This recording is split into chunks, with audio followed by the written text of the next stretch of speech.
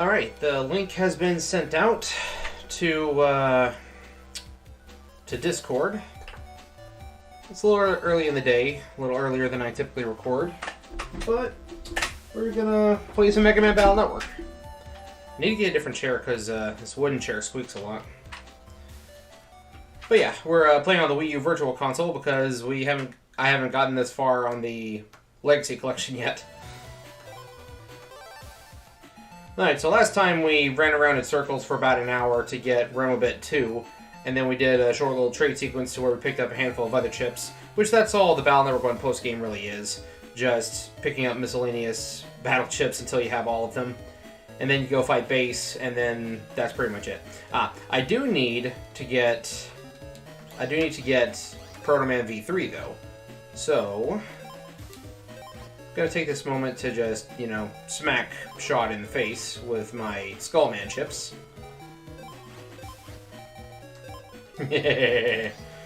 I almost feel bad for this. Keyword almost.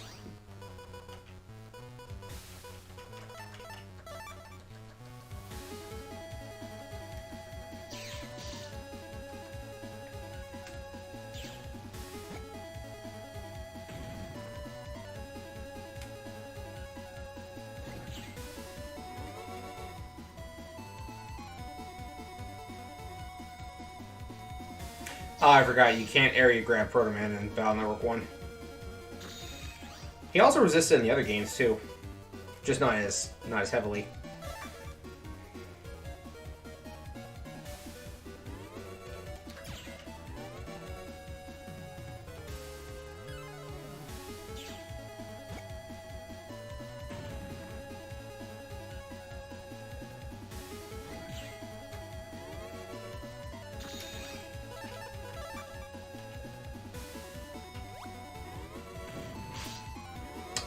Well played, Proto Man.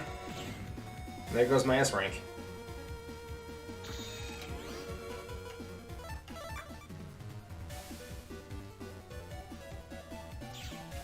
Hello there, Gianmarco. Good to see you.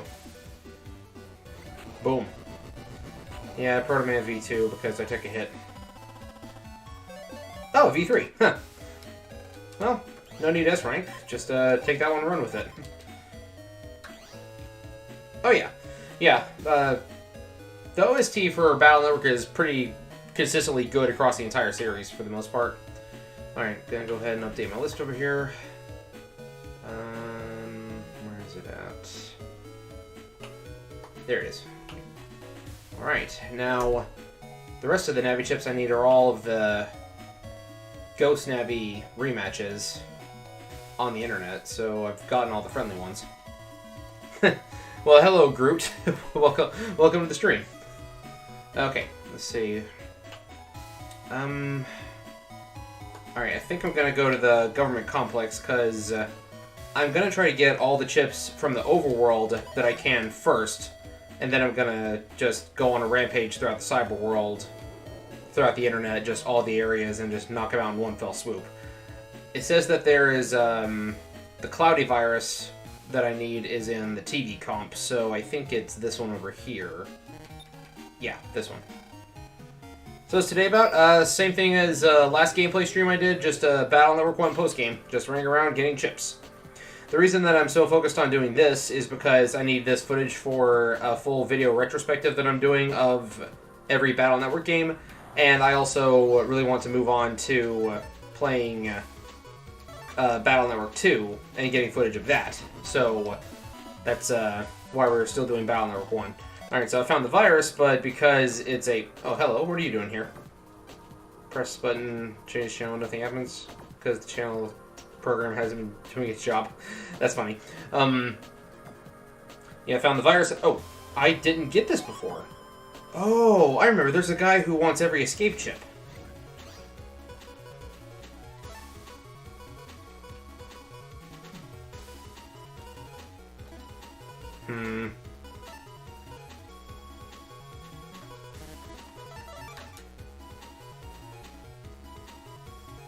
Hello, Devilman.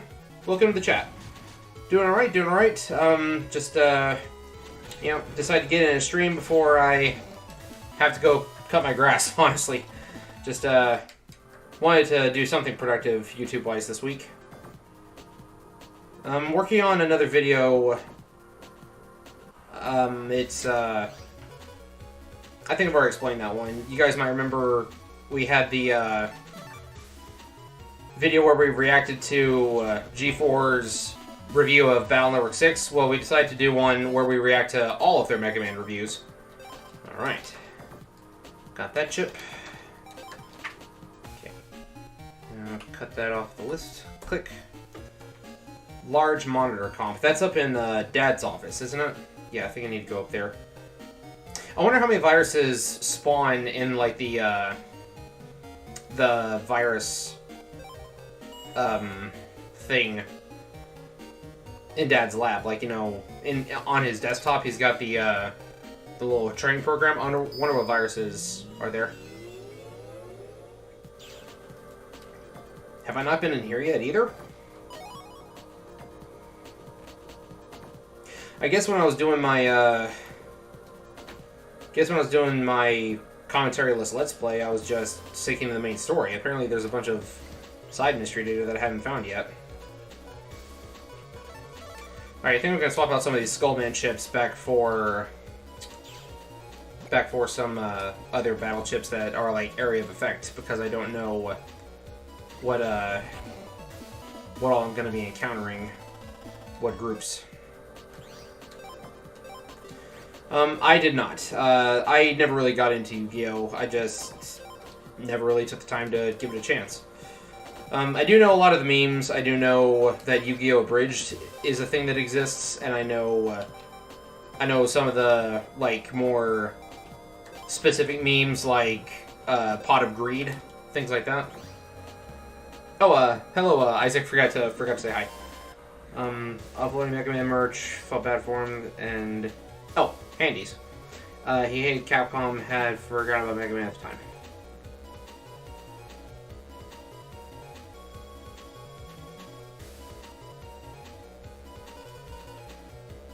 Alright, I think my best option here is to just meet him up front and just double Elect Sword. Or not. That didn't go as planned.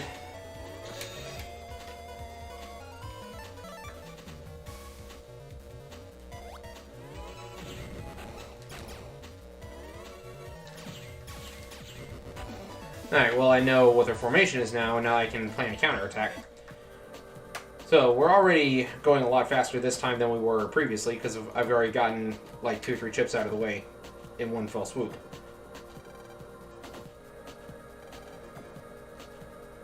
Yeah, these 2 Navis right here, they talk about how Dr. Ikari is like basically turning them into humans by giving them emotions and all that, and that is foreshadowing. I'm not going to say that it's like a lore plot point or anything, but it's foreshadowing of how Mega Man was built from Hub. It's like he's making computer programs more and more human. It's kind of giving you a glimpse into what's to come.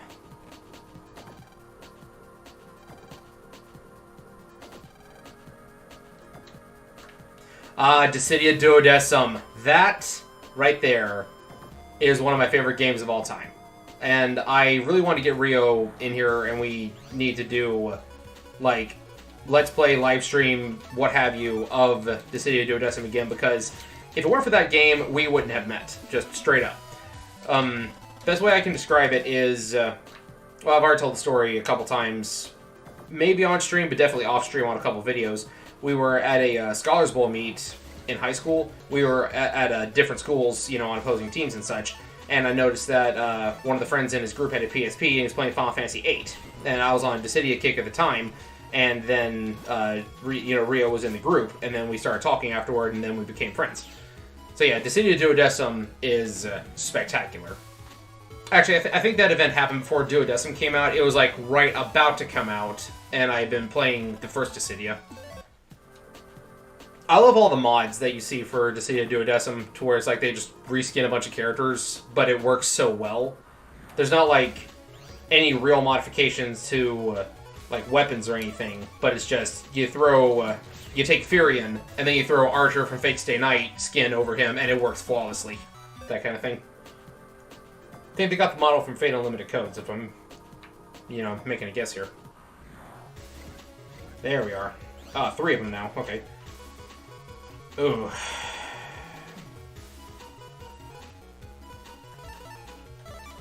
Alright, so... just some carpet bombing. Or carpet slashing, rather. Alright, that's 1.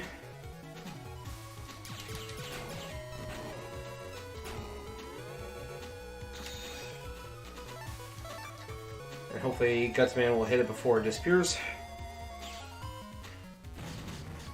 Oh yeah, Sephiroth was always great. I was never very good with Vaughn. I remember when I first got the game, you know, the, Zahando Kakyasu! Don't know if you were going for a JoJo reference, but I decided to turn it into one. I'm just not getting good pulls right now. I remember when I first got Dissidia, I was actually still kind of new to Final Fantasy in general. The most that I played was the Dawn of Souls on Game Boy Advanced, so I knew Final Fantasy 1 and 2. And I remember looking at that, and of course I played Kingdom Hearts. There we go, Time Bomb 2, that's what I needed. Okay. Alright. We got 46 more to go. So now I'm going to go down to the power plant, and I'm going to try to get Howitzer from this... restaurant, not power plant. I'm gonna try to get Howitzer from here, and then I'm gonna try to trade it with a guy who has that other chip that I need. I think it's Buster Punch?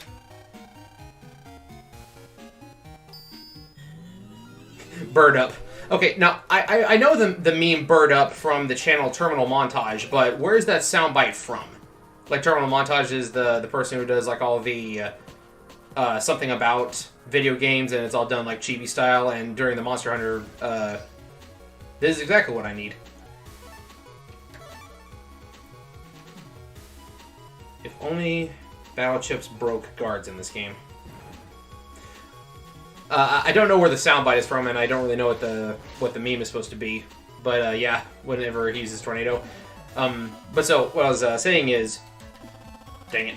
What I was saying is, when I first got Dissidia, I was looking at the roster, I had to decide who's going to be my main. This is a fighting game, so who am I going to dedicate my time to getting good as? So I remember looking at it, and I'm like, well, I definitely know who Cloud is, because, you know, Final Fantasy VII is, like, you know, really popular. But then I was like, but I feel like everyone's going to try main Cloud, so I'm going to main Squall instead. Or, well, I called him Leon because, again, I knew him from Kingdom Hearts. But, of course, you know, his name is actually Squall, not Leon. So, I decided to main Squall, and he became my best. And then, as time went on, I also put in time with Cloud, Sephiroth, Warrior of Light, and... Man, the Onion Knight is broken in Dissidia if you know how to play him right. Rio created what he calls the Satanic Onion Knight because I can't beat it, and none of our friends who played Dissidia back in the day could beat it. It was basically... a big combo of moves that chained into other moves, and every single time you would dodge, it would leave you open to a new attack that would definitely cost you a lot of HP when you got hit. And I don't even think he had, like, any really powerful items equipped on it, like, you know, the ones that increase your attack power, you know, to an excessive amount they get through farming. No, he didn't have any of those. It was just that skill. Gibranth was also one of my favorites. The only thing I didn't like was the gimmick that you had to be in EX mode in order to use any of his best attacks. But once you were in EX mode, holy crap, he was really strong.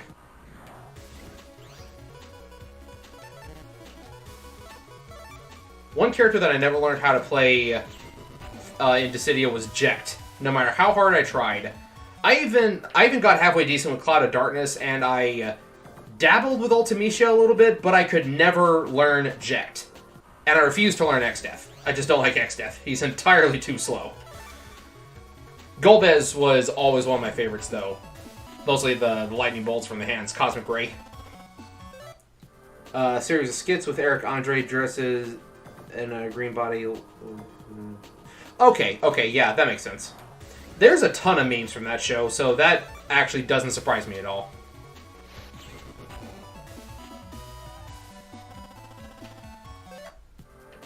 One of my favorite things about Duodecim was the create your own quest function.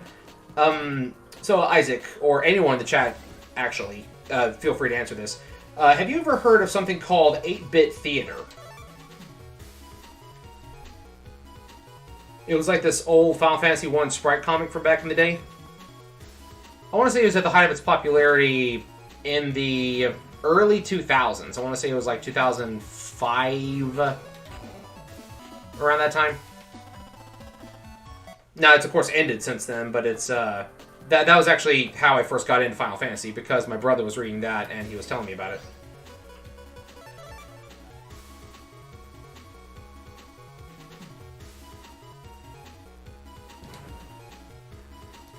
I honestly think that these guys right here are the reason why they introduced guard breaking in the second game, because of how asinine it is to try to farm the battle chips from them when you have a very specific rule set on what increases your busting level, and you can't do anything till they open their mouth up and they're vulnerable. Yeah. Without giving you too much of a rundown, because I actually haven't read the whole thing either. The story starts and ends... excuse me. The story starts with a fighter and a black mage wanting to go out and find this super mythical armor set called the Armor of Invincibility.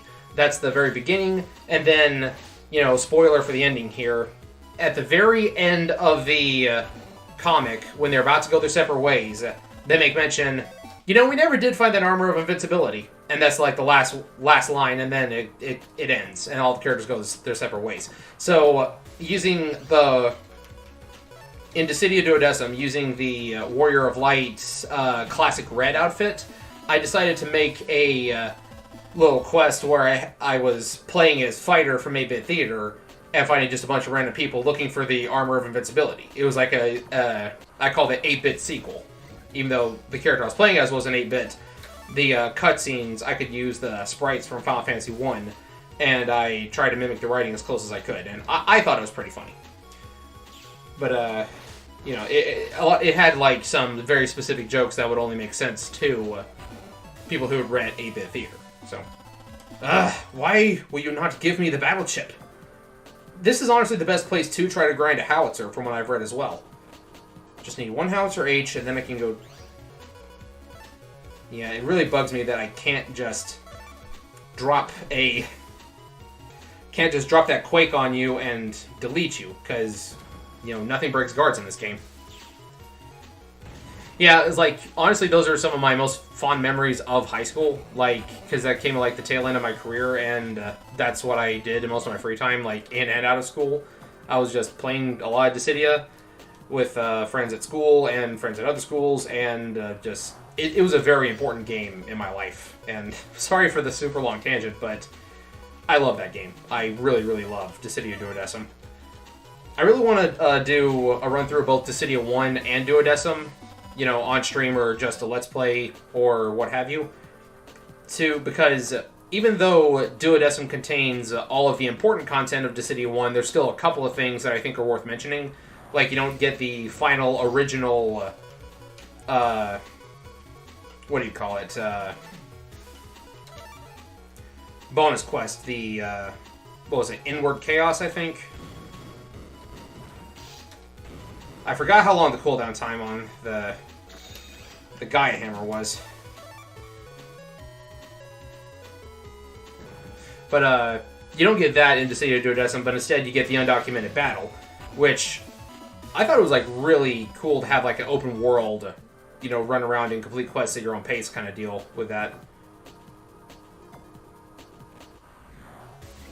Plus, Dissidia also introduced me to some of the best music in the entire Final Fantasy franchise, because it's got all the best OSTs from all the other games, like Final Fantasy 9 and 10. Play Squall, but Can just feels like never have enough range. Have you unlocked his magic abilities yet? Because, Squall is not a super ranged fighter, but he does get some pretty decent mid-range spells. Like, one of my favorite things to do was cast his Thundaga, the one where it strikes the lightning bolts in, like, reverse order, and it brings the enemy to you. Then I followed up with either Revolver Drive or Blasting Zone. And then for aerial combat, he's got this one ability where he shoots off a bunch of, like, Blizzaga shards, and then they explode into lightning. If you hit the enemy with it, then follow it up with Aerial Circle, and if they are hit by one of those, then they're going to take damage that turn. Oh yeah, I love Final Fantasy 2. Like, not Final Fantasy 4. I mean, actual Final Fantasy 2. It's definitely got some flaws, but I think it's really underappreciated. You've not, he's still only level 1. Yeah, that's going to take a while to level up then. Best of luck on that, because... oh, this is garbage. But yeah, like look at this nonsense. Look. Whoop! Nothing.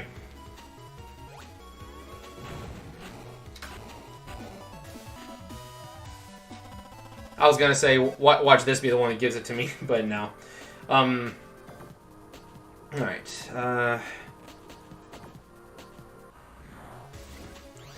Friend streaming this game said this is a rough place, so critical, understand rough needs, his background, that's what this game was there.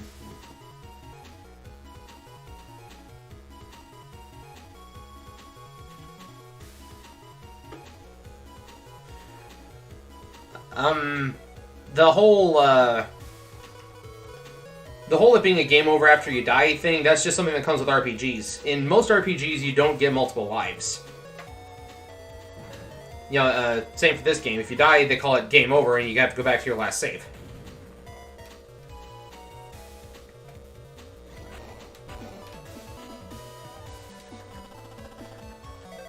Ugh.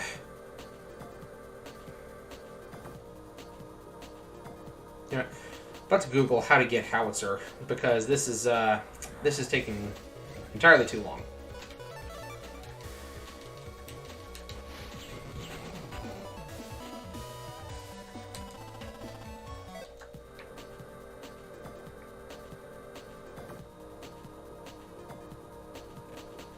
I think I actually have howitzer for my library, but I need to get howitzer H specifically so that way I can. So that way I can trade for Buster Punch.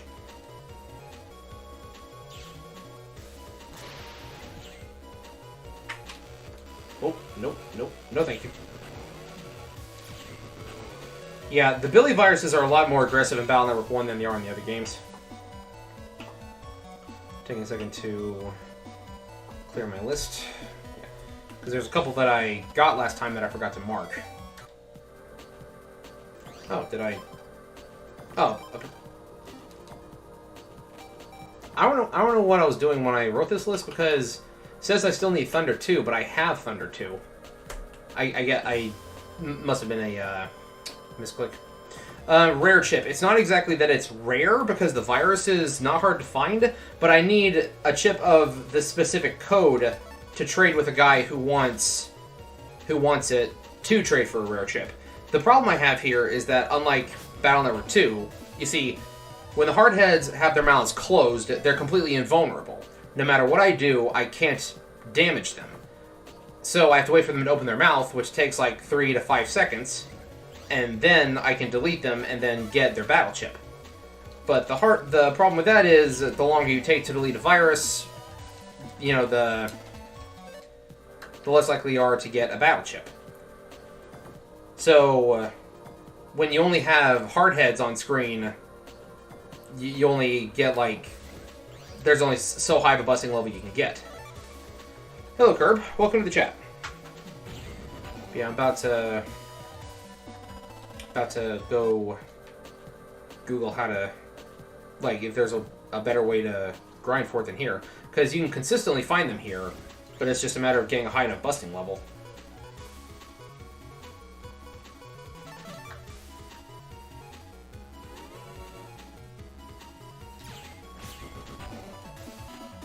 Yeah, the Billy viruses are no joke in this game. They are a lot more aggressive than they are in any of the other games, because in the other games it's like they'll move and then they will they have like a little timer of how many moves they'll make before they shoot their Thunderball. In this one, they just rush straight to the front row as close as they can get, and then even if they're not on the front, they'll just start shooting electric balls at you, and if it hits you, you take multiple damage as you move. It doesn't stun you. It is a, like, movement damage thing. I'm encountering a lot of these guys.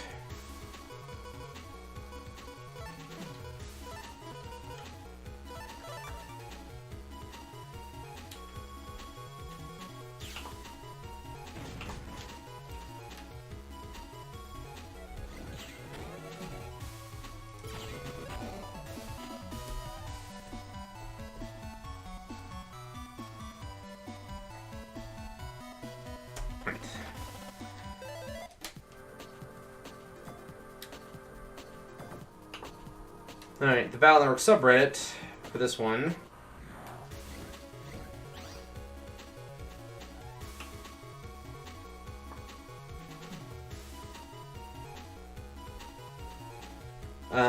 Best chances to get a double delete. Okay, so it looks like that I'm pretty much in... Yeah, I am in the best place to find these, is what the guide says. Download the demo for the new Theatre Rhythm game. Oh yeah, that was on Switch, wasn't it? The not Switch, 3DS. That's what I meant to say, 3DS. I kind of took an interest in those games because they feature the characters from Dissidia, but I just never took the time to pick it up. I also know that it's not a fighting game. It's yeah. See, look at that, busting level 10. It still gives me Zenny. It's not a fighting game. It's a rhythm game. It's a music game. I do think that it's kind of funny when they have, like... You have Cosmos, the goddess of harmony, and Chaos, the god of discord, which those are both musical terms. So I think it's funny in that context. Rio and I were not pleased with Dissidia NT. Like, big disappointment on that front.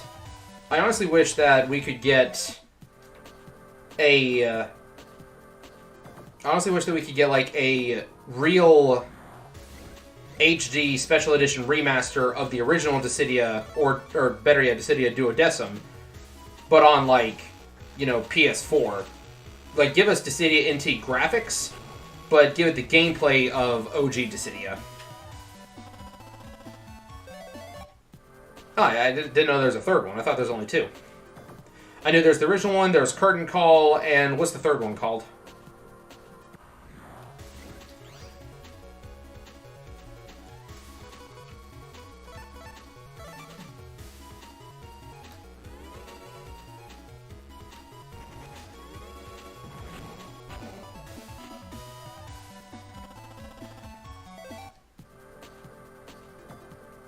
Nah.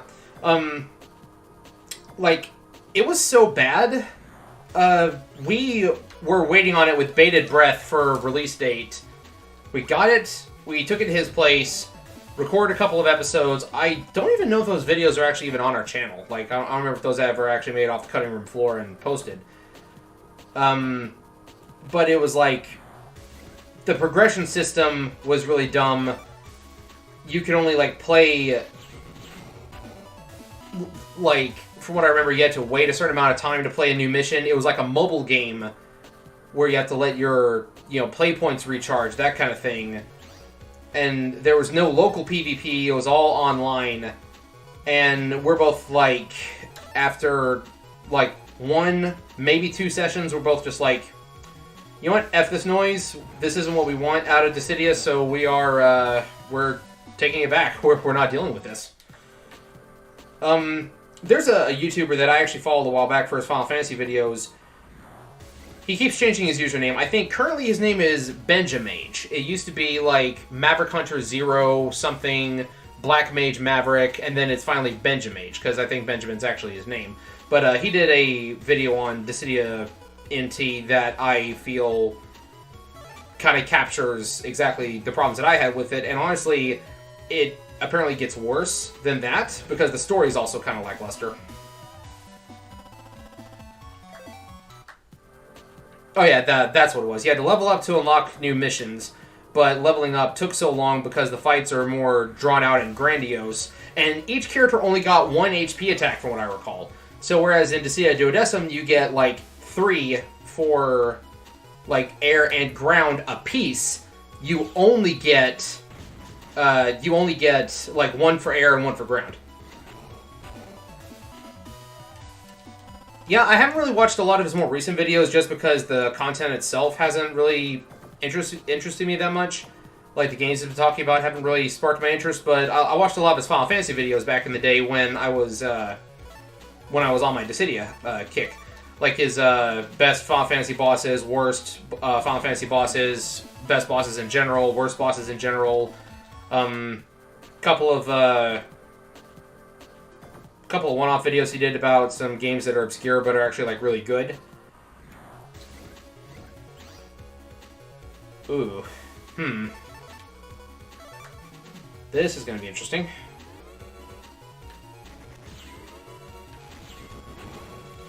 Ah, dang it.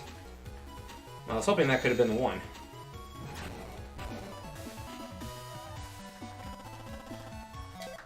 Not gonna lie, I do miss the old handle though. The Black Mage Maverick. I thought that was really cool. I may be a bit old-fashioned, but when it comes to like being on YouTube and on the internet in general, I don't like using like real names. I'd rather use like, well, handles or, usernames. It's like, little Game Grumps here. It's like, I always refer to, Aaron. I always refer to him as Ego Raptor because that's his channel name. That's his username. That's what I would refer to him as. It's just like, I get that the climate of the internet's a lot different now, and I'm not even going to pretend that it's a privacy thing because, let's be real, there is no privacy on the internet anymore. But when you're playing a character on the internet, or it's like you're putting on a persona kind of deal. It's like you got, or another one, Boogie2988, and then you have, his real self. I think his name's Steven. So it's like, you kind of put on a bit of a performance. And while it is good to actually be genuine in what you do, there is always a bit of disconnect. So it's like, who are you talking to right now? Are you talking to the YouTuber, or are you talking to the person? That kind of thing.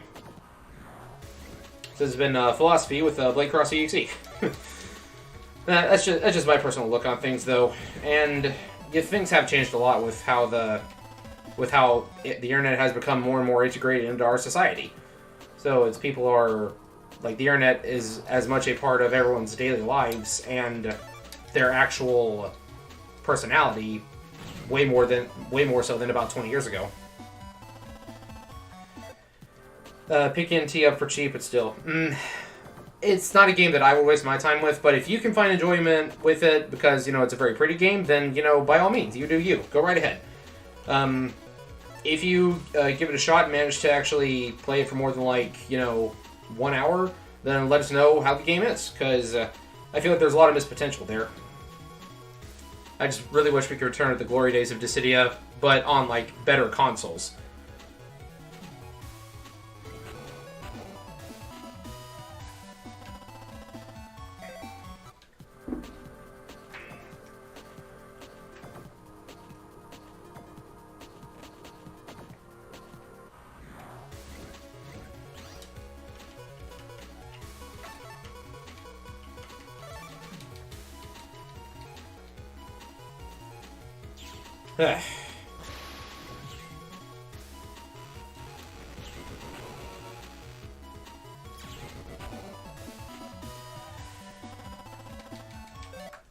Alright, let me take a look at this.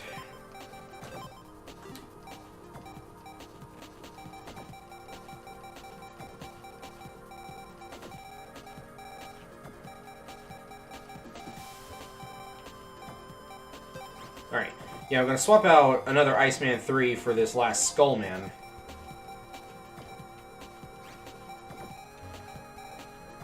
Woodman would also be a good choice, but it's basically the same thing at this point.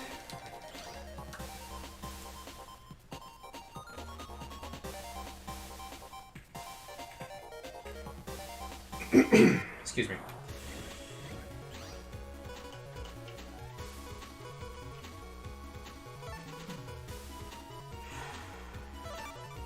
All right.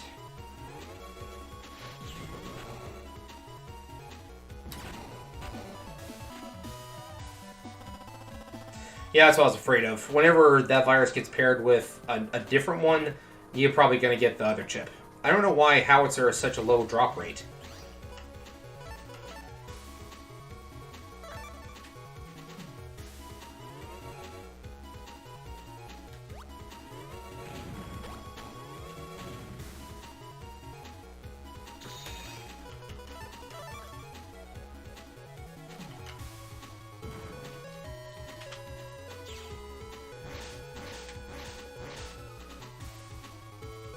Oh, yeah.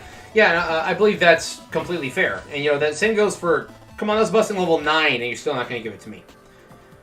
Yeah, same goes for, like, you know, movies, books, literally anything. And that's why I don't really believe Rotten Tomatoes ever in the slightest. You know, they're like, oh, this new movie, the critics say that it's...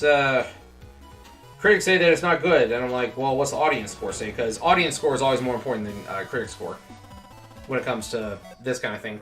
Because when you are critiquing something, you're getting paid to critique it. So it's literally your job. So whenever you do something as a job, you tend to be a lot more critical and a lot more nitpicky because, like, it's less passion and it's more professional, if that makes sense. You got that right, Bree. Hello, by the way. Glad you could join us, at least for a little bit. Ah, these guys. Alright. Okay.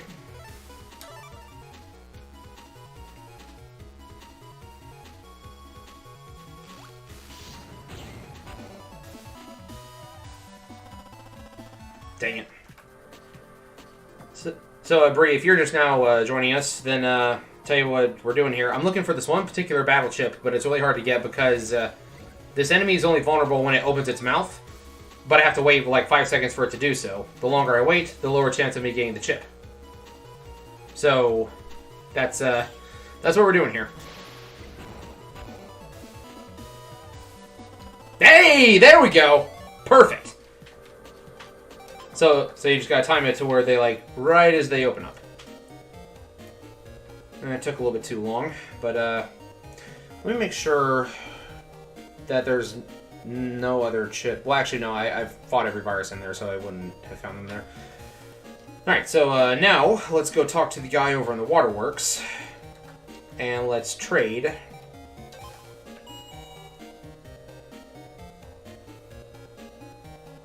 Well, he's in the waterworks lobby. He's like over here. Let me check. Do I have all the escape chips yet?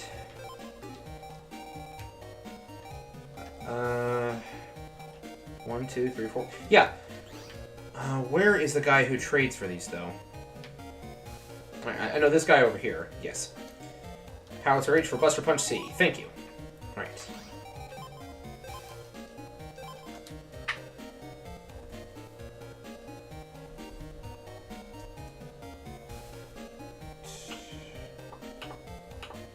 Okay, I can delete that from the list.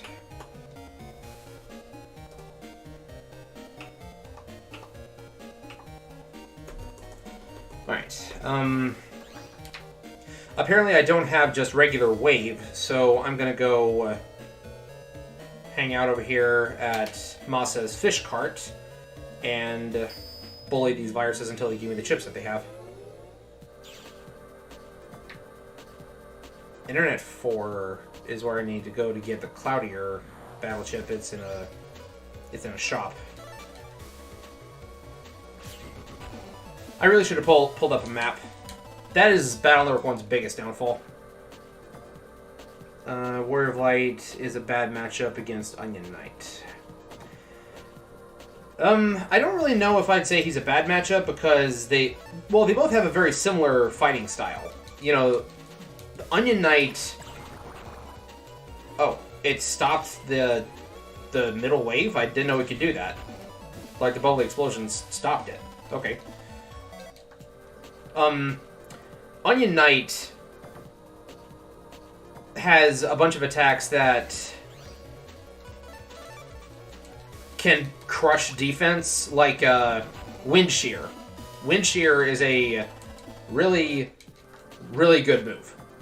It it does a lot of damage when it hits. It lasts for a long time. You can move with it, and it covers a good wide bit of area. So, the Warrior of Light's shield abilities, like, I think Shield of Light may be able to stand up to it, and things like X-Death's barriers can probably block it as well, but I don't really know what, like, which one is, I don't really know if they're necessarily... yeah, Onion has a bunch of layers. He got that right. Got a lot of layers of attacks and defense. I don't really think that the Warrior of Light's necessarily a bad pair-up with him, but I will say that the Onion Knight has more moves that chain into HP attacks than the Warrior of Light does.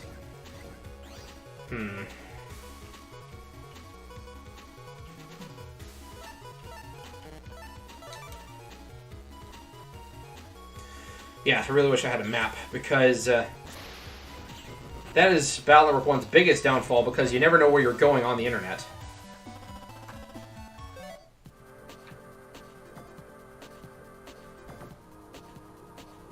Now, let me see. Where...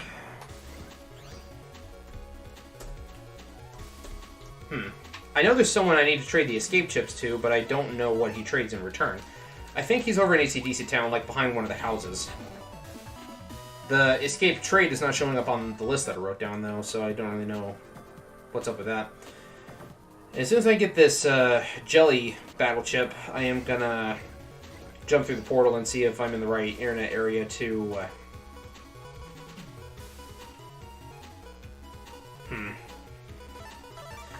to go buy this other battle chip. I honestly should have just equipped a MegaMan in my folder and just had him just zap all of them. Oh, there we go. That works.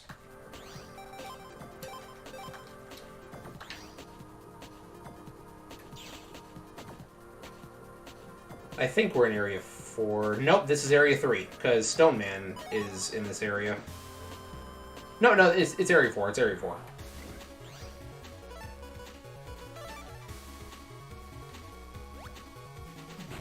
Yeah, Warrior of Light is like a very well-balanced character, and once you unlock his combo moves that will chain into other attacks, like Bitter End and Rune Saber. Well, I need to collect this one anyway. Yeah, Bitter End, Rune Saber, and Shield Bash. Not Shield Bash, I forgot what it's called, but he does have a move in Duodecim that he didn't have in Dissidia 1, where he'll just haul off and like sling a shield at you for a combo. It's really cool. Well, thank you for popping in, Bree. Have a good rest of the day at work. Yeah, I'll try not to get lost on the internet.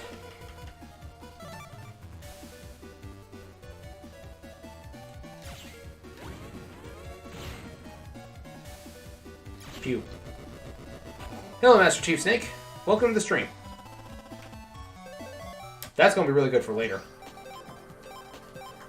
Don't know if I'm going to encounter him again before I leave this area, but I'll have to sooner or later, so there's the net dealer.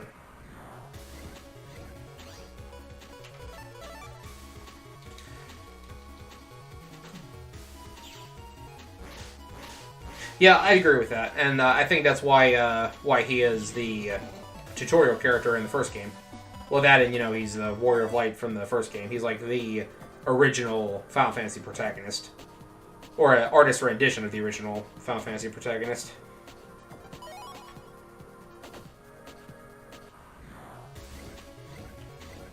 Duodecim's got some pretty nice unlockable characters that are really cool and really unique.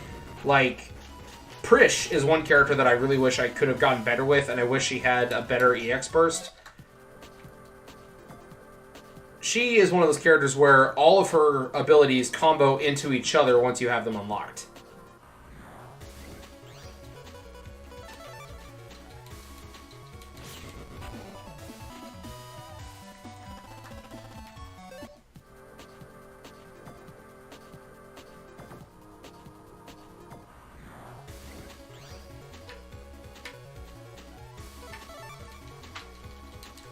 I honestly don't think I'm going the right way at all.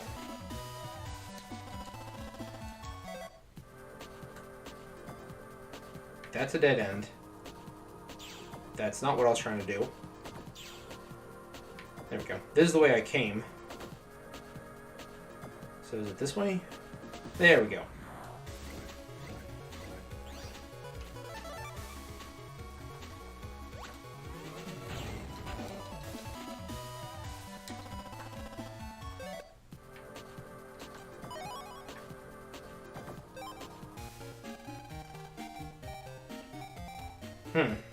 He doesn't have it. I must be in the wrong area. Oh well, I'm gonna go ahead and buy up a bunch of these HP memories while I can. There we go.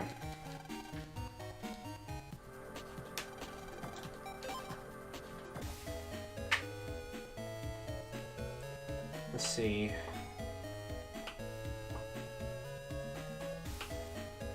Take a minute to update my list.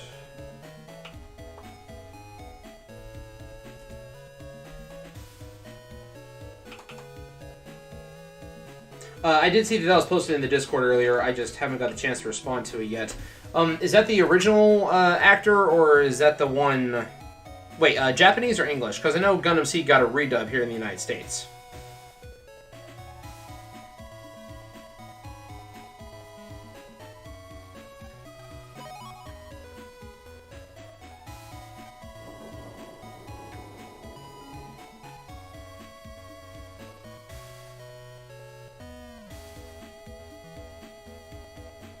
There you are. For Night Sword G. Okay. So it's not one I need for the library, but it's still a very good one to have. Okay. Yeah, I wasn't I remember seeing you post that in the Discord earlier. I had not heard about that before. I actually didn't even know they were making another Gundam Seed project, you know, truth be told. Kind of glad they are, though, because I do have a little bit of a fondness for... you know, for Gundam Seed.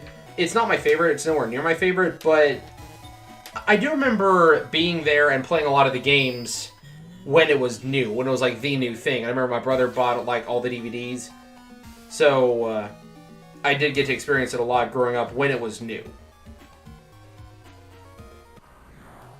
So now we're looking for the heat jelly virus. Yeah, the red jellyfish. Thing meant... What's this set thing meant to be? All the characters set to A, Squall set to E, did not mean to press...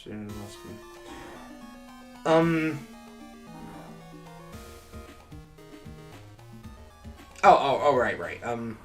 I think it means that you have like some presets in place. You can like customize different loadouts for your character, so to speak. Like if you want to give them some abilities with one preset but not with another one, and so on. I think that's how it works. I always just changed up the one that I was using. I never bothered using multiple presets. Mostly because when I found what worked, I stuck with what worked. I would occasionally change it up if I had to fight a specific opponent, though. Like, one of my friends in high school, he actually got really, really, really good with Jekt. You know, one of the few characters that I absolutely cannot play as. And he kept beating me, so I decided that I was gonna create like an anti-Jekt moveset. So it's like every ability that he would use, every attack he would dodge would lead him open to another one. So I eventually managed to beat him by, you know, planning around his battle strategy. I honestly don't know if I'm even in the right computer for this.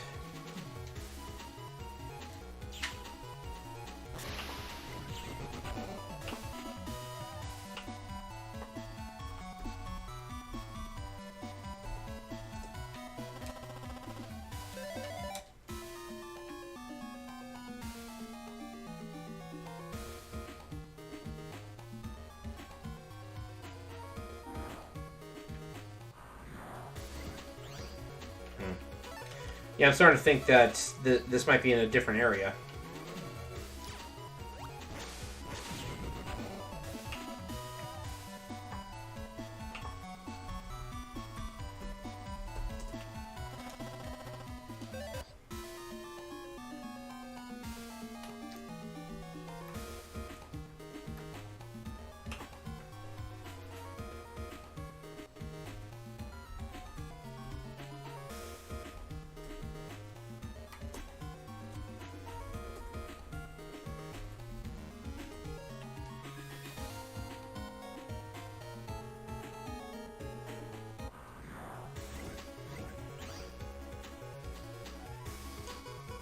in the traffic light no work, as all this guide says.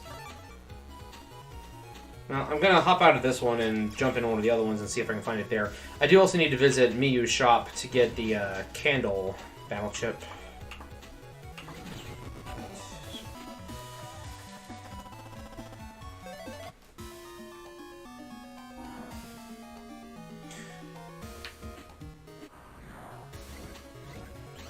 Yeah.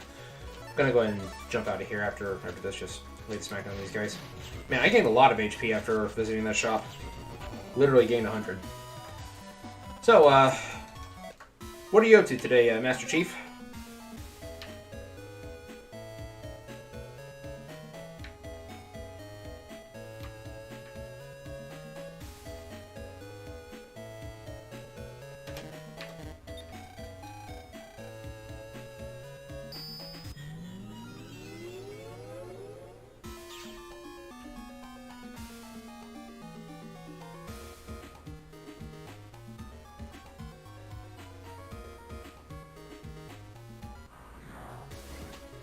Oh, very nice. What game?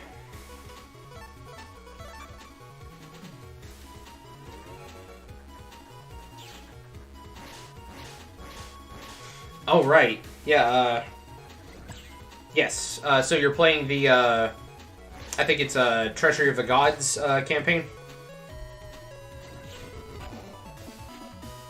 It's where he plays the duodecim characters before you begin the regular Dissidia arc. More Gundam games. Which one? I've been wanting to get up in here and play some Federation vs. Zeon and Encounters in Space, but the problem I'm running into is that the music on those games is very heavily copyrighted, so I would probably stream those on Twitch because they're less strict about copyrighted music. Yeah, it's like I posted some gameplay from Gundam vs. Zeta Gundam a few years back, and then like 6 years later I get an email notice saying, this video has been blocked because it contains this song. And I'm like, really? Like, that was 6 years ago. SD Gundam Battle Alliance. I think we've talked about that one before, but I've never played it. I really want to play that one that's like a Gundam first-person shooter. There you are. That's the one I need. There's this one game that I've seen a bunch of my friends talk about that I really want to play. It's like a Gundam first-person shooter game.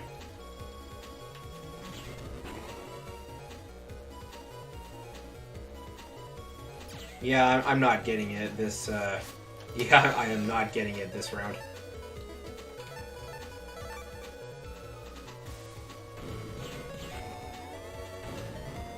Played 7 hours so far. Oh yeah, you said you liked Vaughn. He's one of the first characters too. I loved some of the DLC that was released for Dissidia Duodecim. Like, a lot of the costumes were really cool. Emperor of Heaven was one of my favorite ones.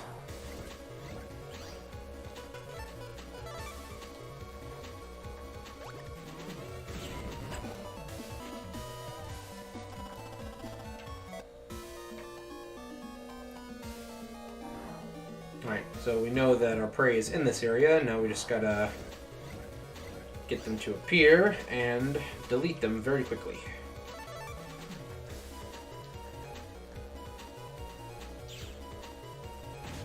Yes, I believe I did know that. They, it doesn't really have a lot of Capcom touch to it. Like, you know, you wouldn't look at that and be like, oh, that's a Capcom game. But, yeah, it's still a really good game, I think. Gundam vs. Zeta Gundam got repetitive because you had to play the exact same missions, just with different characters, but you had to do it like 8 times because there's so many characters in this game. Yeah, I really liked Federation vs. Zeon. Like, getting able to play through the arcade mode and play through the 1 Year War as just some grunt, instead of having to play as like one of the known ace pilots, that's just what I'm a sucker for. I like Gundam series like 8th MS Team, you know, 0080, that kind of thing, where you focus on not main characters. You focus on, like, you know, the grunt soldiers. Not the new types, not the super ace pilots. It's just the soldiers doing what they do best. I also really need to play Lost War Chronicles. I got a working PS2 flashcard, and it works on my PS2, I just haven't made time to play it yet. Been slightly discouraged because it's in Japanese, so I obviously can't read it. Oh yeah, there was DLC. It was all just costumes and some new music tracks, but it's like pre-order bonus DLC for GameStop. You got Cloud in his Kingdom Hearts outfit, where he's got like basically he stole Vincent's outfit, where he's got the red cape and the claw on his hand, the Buster Sword's all taped up, and there's one for Tifa. It was like some cowgirl outfit, I think. I want to say it was like it was her Nibelheim outfit from Last Order, I want to say. Then there was there's a bunch of other costumes. Like Laguna had like the Sorceress Knight, where he was basically wearing knight's armor, and Onion Knight had a couple. Vaughn had one where he actually looked like a pirate because he was a sky pirate, and there's a couple that actually never got released over here. But they're like Japanese exclusive. Like you had Leon from Kingdom Hearts as an outfit for Squall, but we here in the United States never got it. And then we also got Sephiroth's Kingdom Hearts outfit, which is the one I always have him in, like perpetually. I never take him out of it. Yes, Journey to Jaburo. Lost World Chronicles plays very similar to Journey to Jaburo, and that's a very fun game, but it is a little bit clunky if you're coming off the heels of playing Encounters in Space. Still very fun though. Honestly, the worst thing about Journey to Jaburo is some of the voice actors they chose for the characters in the cutscenes. Like, who thought that was an okay voice for Ramba Ral? Like, holy crap, that was bad. Do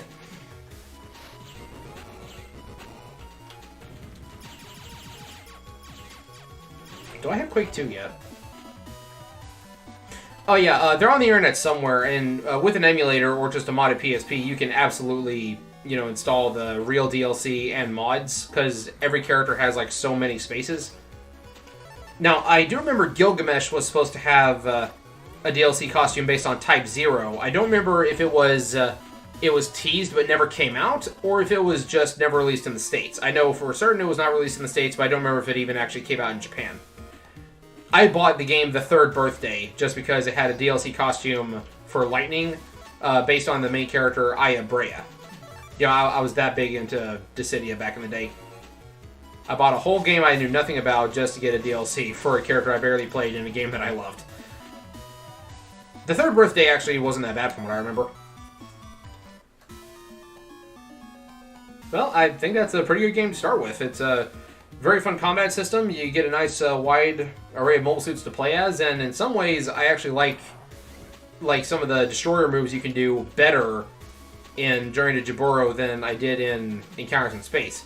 Like, the Campfer actually gets its Mind Chain instead of just, supercharging or super firing with its shotgun or bazooka.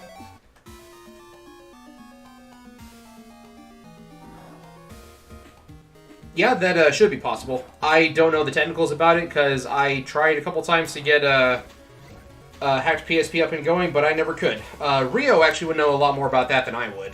He's actually done it, more than once. That's how I knew about some of the costume mods. And there's some pretty cool ones I've seen, like Star Force Black Ace MegaMan. I don't remember who they put him over, but then you also had like Zerker MegaMan. I think they replaced Jekt with him, and it looked really cool.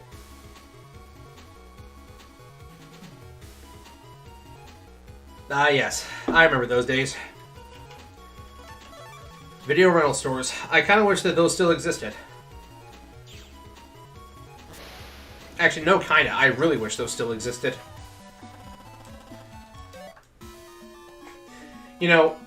One thing that, if I had a time machine, I think I might have actually said this. I know I said this in person. I don't know if I said it online, but kind of like playing off the whole aspect of the semi-recent ARG. Every copy of Mario 64 is personalized, and playing off of like hacked creepypasta games and all that. If I had a time machine and I could go back in time, one thing that I would absolutely do is learn how to put ROMs on cartridges.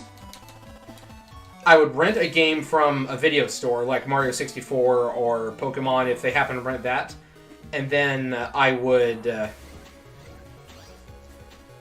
take the hacked game and I would return that to the video store instead of the original one. And so that way people could actually talk about, you know, oh, this copy of Mario 64 did this, and it would actually be real. If I had a time machine, that's something I would do. Yes, Gilgamesh is playable. He's unlockable way later, along with Prish and a secret character that I'm not going to spoil for you. I want you to figure out when you get there. I want you to find it later. But yes, Gilgamesh from Final Fantasy V is in the game. Prish from, I think she's from Final Fantasy XI. She's, she often hangs out with Shantoto. So, I think that's where she's from. But, yeah, no, I'm not spoiling it for you. I'll let you get there when you get there. You're gonna put in the work. You are gonna put in the hours to unlock this character like all the rest of us had to. Don't go Googling it either, because if you do, I'll know. I'm gonna be there. I'm gonna terminate your internet connection. Oh, you meant bro to the hacked game thing. Yeah, yes. I would absolutely do that. You know, just stir the pot a little bit. Well, I look forward to it.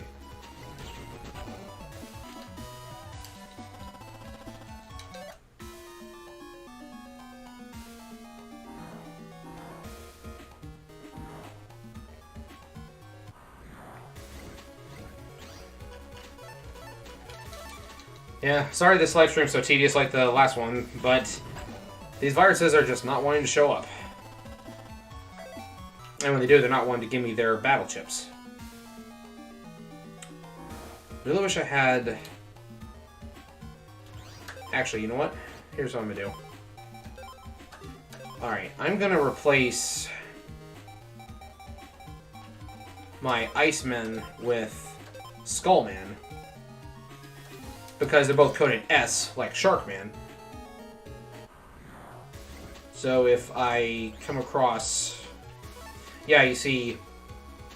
Flappy2 over there has 120 HP, and Sharkman V2 only does 110. So I can follow it up with another, with Skullman chip for the finisher. That's what I need to do when I encounter the red jellies again. Yeah, even if I could just go back, like, you know, 10 years, you know, to when creepypastas were in, like, the height of their popularity, and I had the know-how, I would do that. That's honestly what I would do if I had a time machine. I would just mess with people on the internet, or, like, mess with people in a way that affects the internet, like storytelling and all that.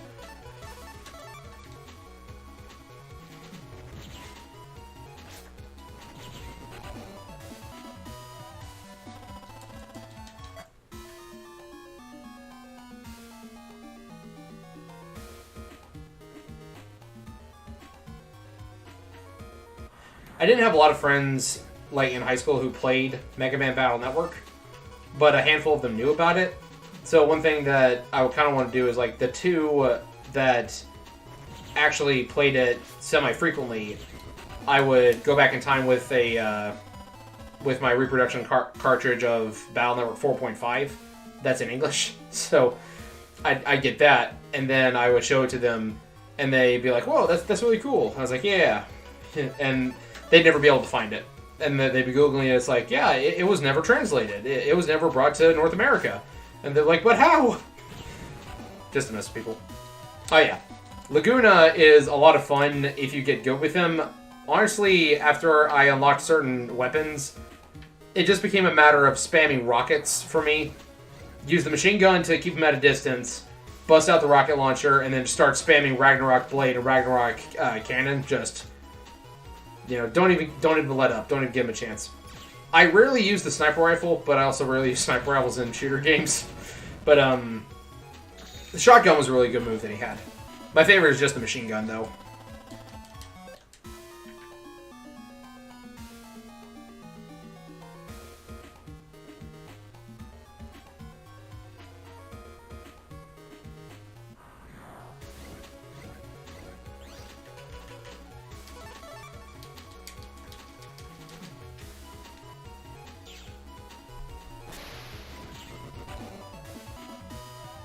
Oh yeah, Laguna's a gunslinger. He's packing like all kinds of weapons. He's got like grenades, he's got like a little deflector shield, He's got a satellite laser. He's got this massive, like, beam cannon. He's got a handheld SMG. He's got a multi-barrel rocket launcher. He's got, I think he's got a single-barrel RPG as well. He's got a sniper rifle and a shotgun. Like, he one-hands that boomstick.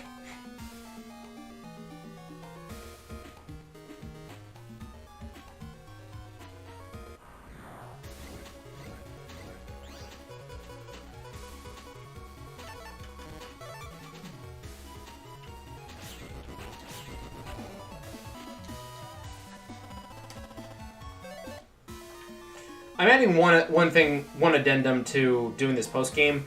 There is one more thing that I want to do outside of just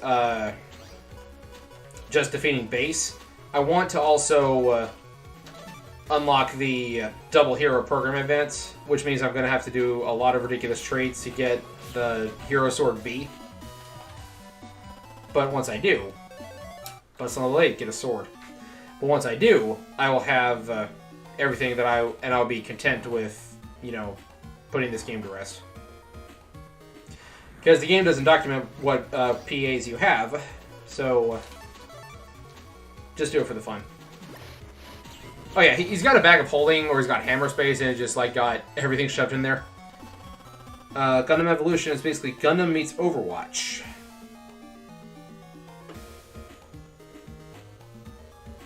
Or tried to... You played Gundam Evolution. Okay. Is that the one where it's a first-person shooter?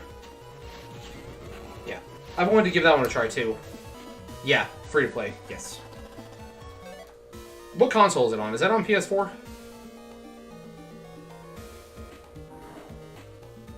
Oh, did y'all hear that Star Wars Jedi Survivor is actually coming to PS4? I think that's kind of funny. It's coming to PS4 and Xbox One.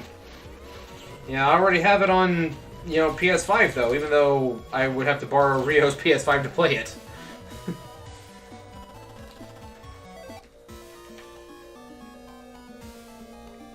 Yeah, Fallen Order is another game that I'm gonna do on stream. I beat the first run. I'm gonna do New Game Plus on stream just because I want to play as Inquisitor Cal. But that's not today. That is later.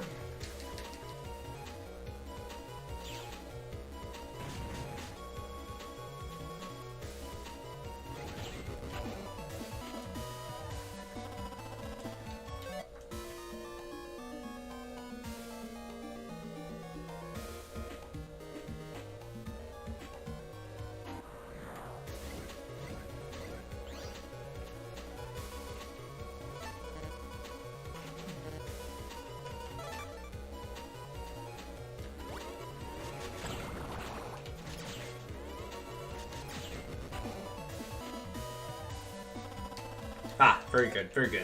Yes.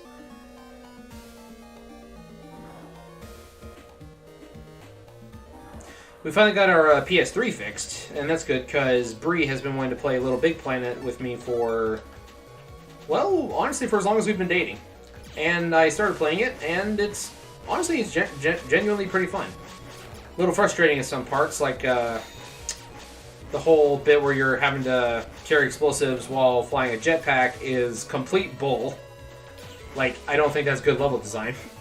But so far I'm having good fun with Little Big Planet 1, and I'm looking forward to the second one. Bree did say the third one was made by different people, so it wasn't as good, though. And currently, those have not been ported to current-gen consoles, either. Like, PS4 has, like, Little Big Planet 3 and Sackboy Adventures, but it doesn't have... you know, the first two Little Big Planets. Copy of Dynasty Wars Gundam 3 for PS3 for less than $50. Say that it's worth something. I'm not Gundam fan. I just want to see if you know what? I will say you can actually watch me and Rio play it, and then you can get a feel for it yourself. Because the thing with Muso games is you either love them or hate them, but I think that the love for it will come from the characters you play as rather than just... like the fact that it's a Muso game, if that makes any sense. Because I've never actually played like any of the real Dynasty Warriors games or Sengoku Basara or any of those. and I don't particularly have a desire to. But games like Fate Extella, the Umbral Star, and Dynasty Warriors Gundam and Hyrule Warriors, I really like those because it's fun and absurd, just insane levels of hack and slash violence, but with characters and mechs that I know and love. So, you know, mechs for Gundam, of course. So, I think it's cool. Oh yeah, I actually just got Dynasty Warriors Gundam Reborn on PS3, like I got it downloaded like 2 days ago, and I have the others on Xbox. Really upset when I found out that that they removed Beyond the Time from the English version of Dynasty Warriors Gundam 3. Like, Beyond the Time from Char's Counterattack over the years has become like one of my favorite Gundam songs in general, and it was in the Japanese version. Someone said it's a DLC for the English version, but I haven't been able to find it, so I'm just going to assume that it was removed, and I'm very upset by that, because that is a great song. Excuse me. But yeah, Little Big Planet, I think it's funny that you can just, like, backhand your friend if they're standing too close. I do love how they make Sackboy so expressive, and I do like how it's very fun. It's meant to be a fun game, a game of, like, imagination. That's, like, the central thesis of the game, and they stick with that, and it really, really does feel like it's just a game of great imagination.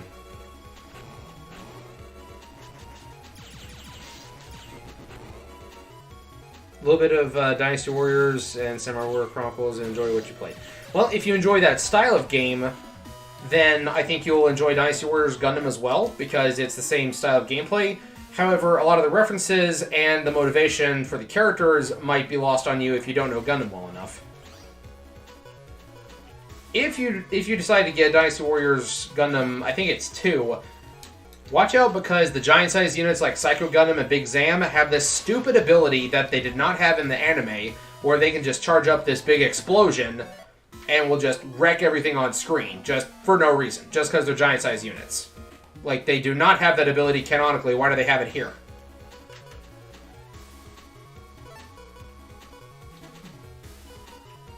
Ugh. This is a bad setup. Alright, Skullman, take out the Flappy. Oh, nope. This is worse, this is worse, this is worse. Give me Red Wave. No! Yeah, like I said, Rio and I plan to at least do like the main story mode of all of them on screen, and I want to do like a video retrospective on that series as well. Because I love me some Dynasty Warriors Gundam. But there are some moments that are absolute nonsense. Like a lot of games, I don't know if it's a standard for Muso games, but it's a standard for a lot of like RPG games, to where you have like a game mechanic where you form friendships with other characters, and it's based on certain actions you take and how many missions you run with them, that kind of thing.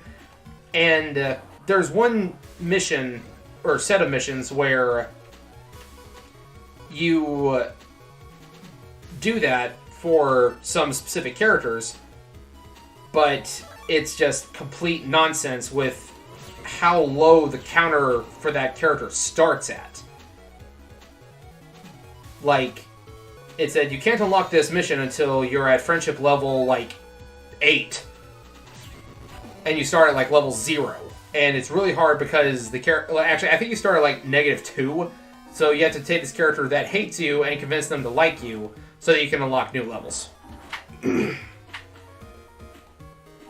Dynasty Warriors 3, which is the first Muso game.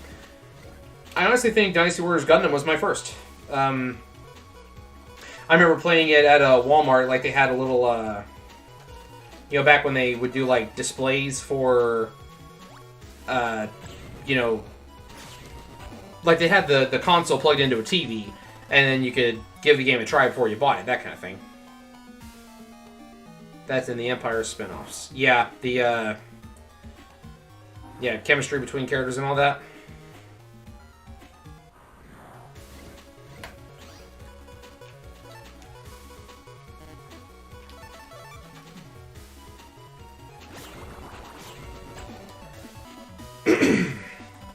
One thing that I don't particularly like about the Dynasty Wars Gundam games, it had to happen, but it could have been done better. They replaced the voice actor who played Mark Gotha. Who played Mark Gotha, yes. No, they replaced Mark Gotha, the voice actor who did Domon Kashu. They replaced him with someone else, and he doesn't sound nearly as good. He sounds way too angry. His voice is growly. And I'm like, Domon doesn't growl. At least not in the English version. They got Master Asia's voice actor for Dynasty Warriors Gundam 1 and 2, but I think they had a different one in 3. And not all of the English voice actors fit the characters well enough, I would say. I get that not all of them are available because some of them just aren't alive anymore, or they aren't in the industry anymore, but some of them could have been done a lot better.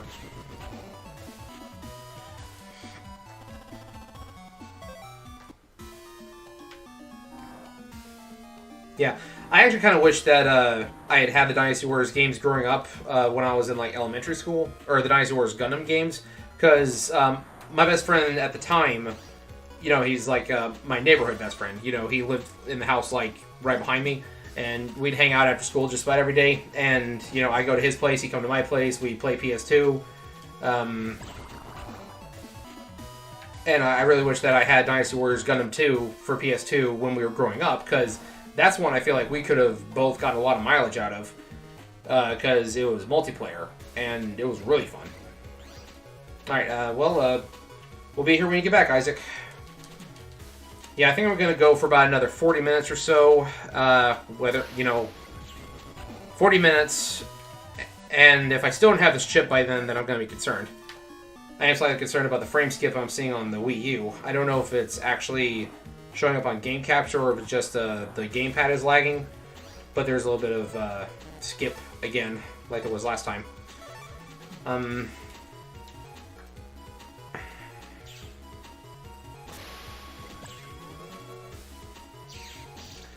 I'm probably going to go for about another 40 minutes, and then I'm going to call it a day. Then, depending on the temperature outside, I might need to go do some yard work, or I'll wait till it cools down, and I'm going to work on the next video that I'm going to post that's not stream. Really need to work on the 5K special video, but I have to gather more footage for that before I can begin.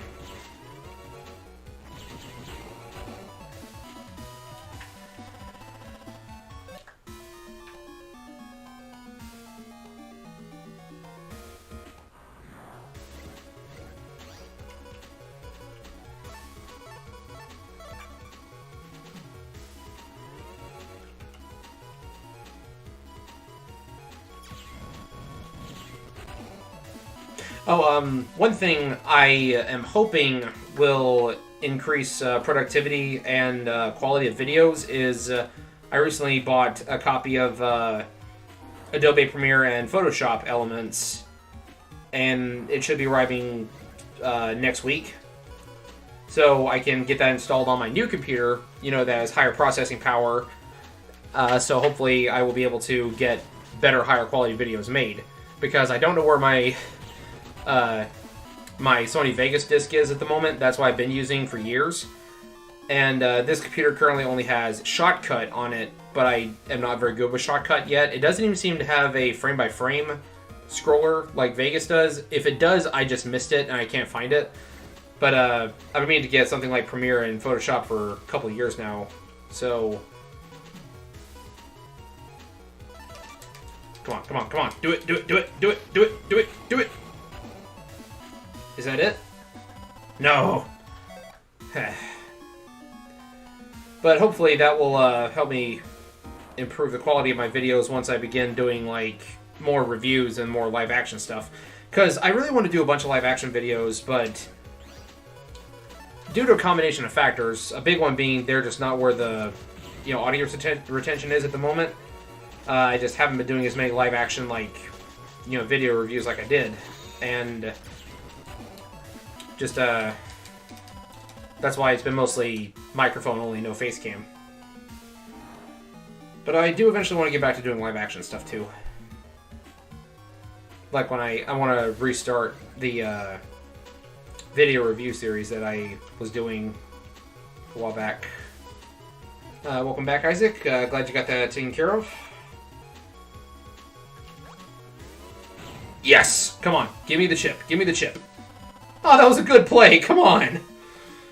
This game is no mercy.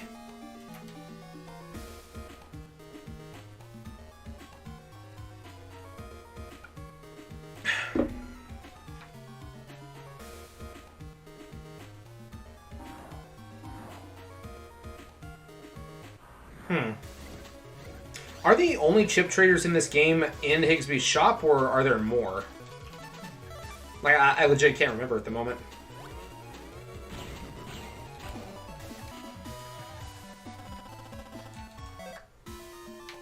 We also should be having a stream tomorrow. If nothing changes, it's going to be me, Rio, and my buddy over at Starcross Souls. I'm going to get him and Rio in the same room together finally. I've been trying to do that for years at this point because I think they'd be very good friends. And going to have them play Yu-Gi-Oh! Master Duel against each other. I'm probably just going to be sitting there commentating, but they're gonna be playing. Yes, finally! Say about Dissidia is that Kefka is the best character in the story. You know, that's actually kind of a valid angle. Like, I never particularly cared for Kefka, but that could just be because I haven't played Final Fantasy VI all the way down yet, so I don't have appreciation for the origins of the character. But in the context of Dissidia, yes, I can appreciate that, because it's like he is tied to Terra, and Terra's whole destructive powers and all that. You know, that's why she was summoned by Chaos, because of her abilities.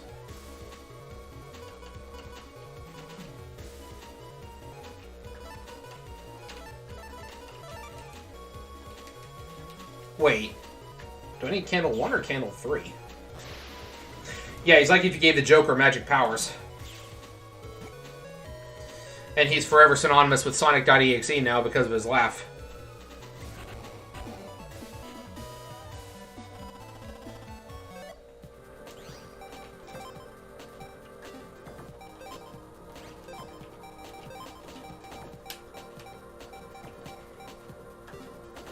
Am I in the right computer? It said antique computer. I think this is it. Because it's the antique shop. Is there a Candle 1 virus? I may be in the wrong area. I have to go double check.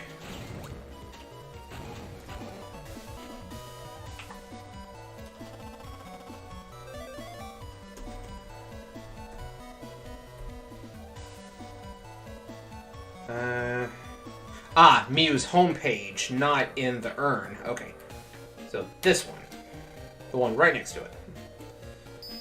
There we go. Thank goodness for game FAQs.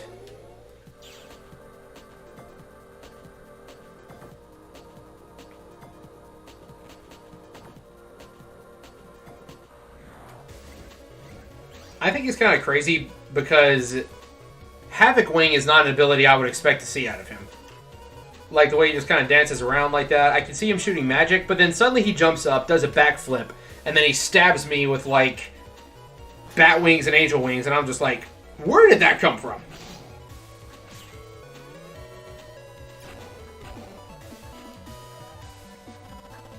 I will absolutely admit this though. Dancing Mad is phenomenal as a final boss track.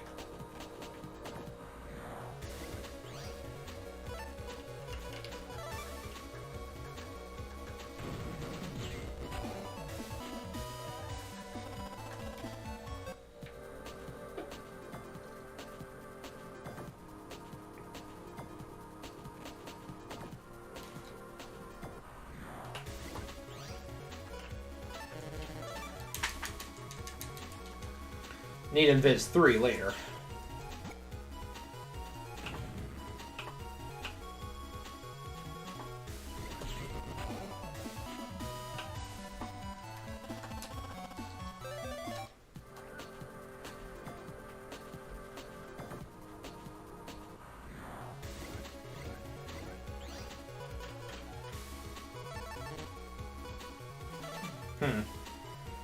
This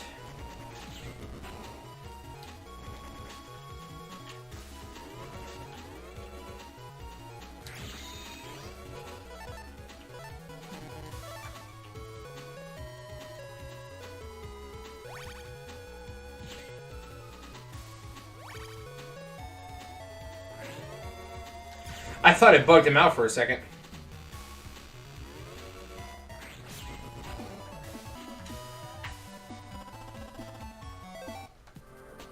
Oh yes, absolutely. Because he goes from, like, being the court mage, a literal clown, and then suddenly he is a god of destruction. It's like, how do we get here? How do we get from point A to point B? I feel like I missed something. Wind it back a little bit. Hold up.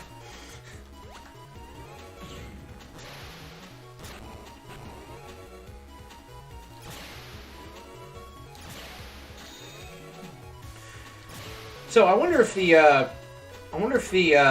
update of Chrono X is close to coming out.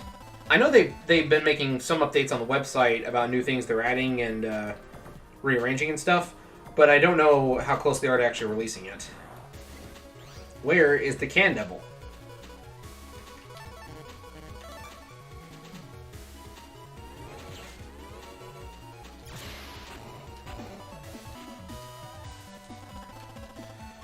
I'm actually considering just going to one of the chip traders and just slinging all of my spare battle chips into it to see if I can, you know, get some of the ones I need for the library so I can skip that part.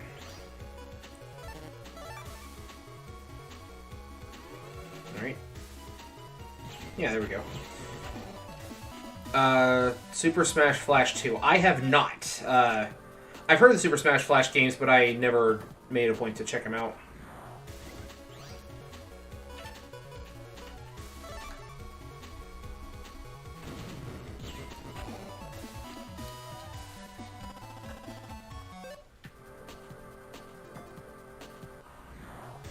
There we go. Finally.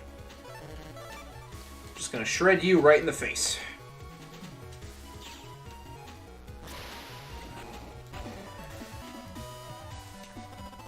There we go. That's what I needed. Now I think this one will lead me to Internet Area 4.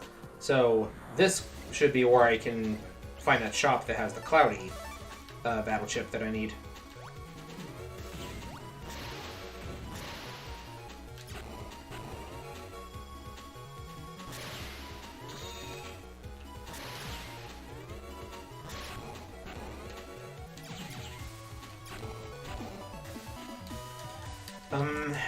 Let's see. Alright, so while I do want to go through and play through Battle Network 2, I am probably going to end up doing the same thing I did for this game. But because that one actually has a more coherent post-game, I would do that entirely off-screen and just post, like, bit by bit. And stream the Legacy Collection version with Rio, because he hasn't actually played through the game in a long time. So that's why we were kind of doing it together. But I really want to start attempts of my Battle Chip Challenge no damage run. But I want to get this done first, so that way it's just over, done with, and I don't have to worry about Battle Network 1 again. Alright, may as well go ahead and buy the heat armor while I'm at it, and go ahead and get these HP memories. And now I don't have enough money for the last one. But there's still one here in Internet 4 that I need to look for. I don't have Aqua Armor yet.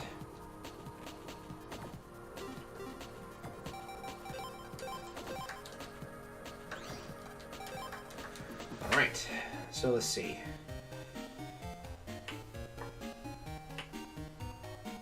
Alright. Now we're at 136 out of 175, so 39 chips left.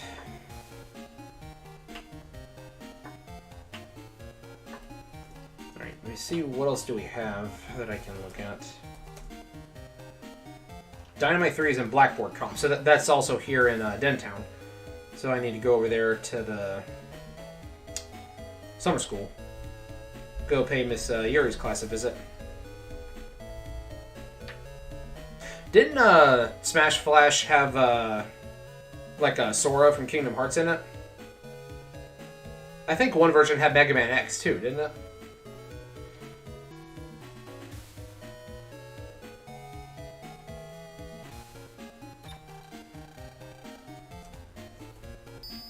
Alright, I think this is the last one that I can get in the overworld computers like this. I think all the rest of them are on the internet.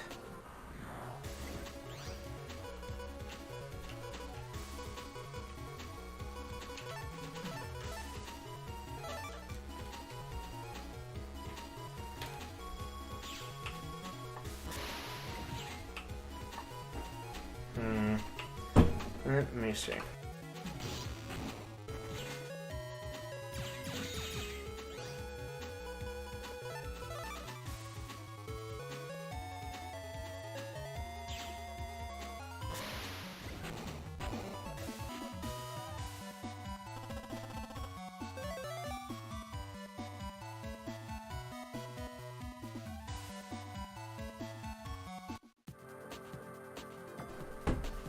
Now, despite taking a couple of hits, I actually managed to get that one way quicker than I was expecting. So yeah, Dynamite 3, completed. And from there, like I said, that is all the ones that I can find in the overworld, independent cyber worlds. Now it's all up to the internet.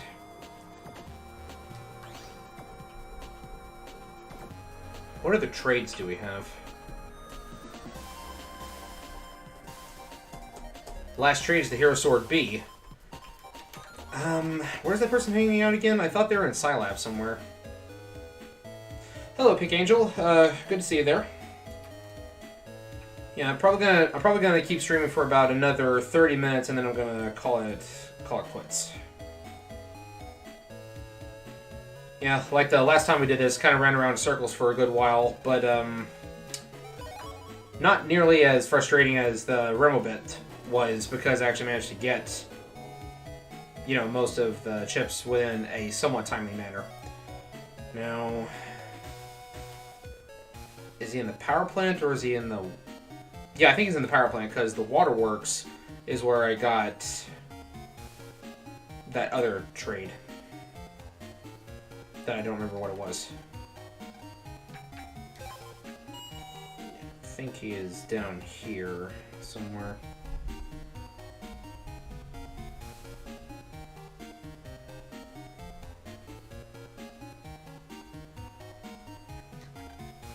Oh, quiz. Okay.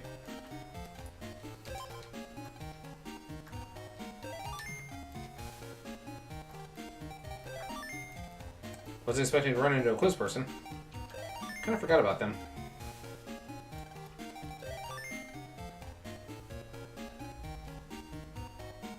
Is in her room. She has a piano in her living room.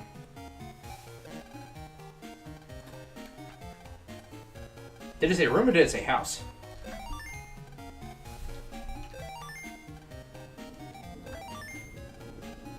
Huh, it's thundering outside. How old is Yai? She's actually 8. Use escape from battleship. Escape. Question 8. Antique shop is in which block? 4? Or is it block 3? I don't even know how to tell those blocks apart. If there's like a number somewhere, I don't remember seeing it.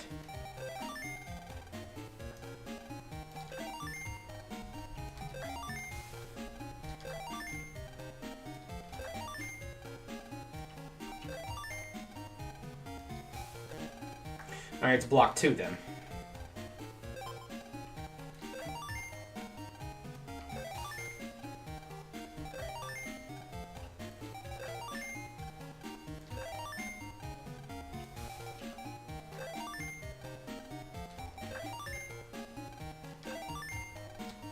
Kind of toys in Mill's room. A stuffed lamb? What? Oh, that's funny. I forgot about this little line of dialogue here. Stuffed animal, of course. Question 10. What are Miss Mars' measurement? How would I know that? Do you like look it up in like the nurse's office or something?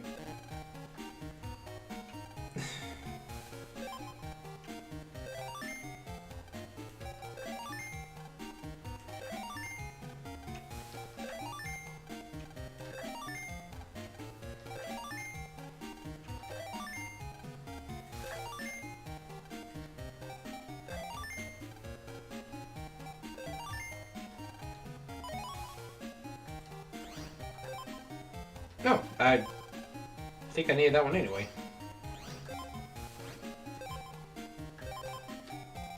So that's one less one that I have to find, so that's good.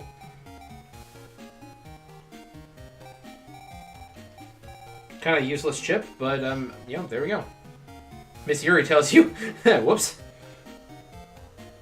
Huh. Well, thank you for sticking around, Gianmarco, even though didn't really talk to you a lot. Sorry. But, you know, thanks for being here, and we'll see you next time.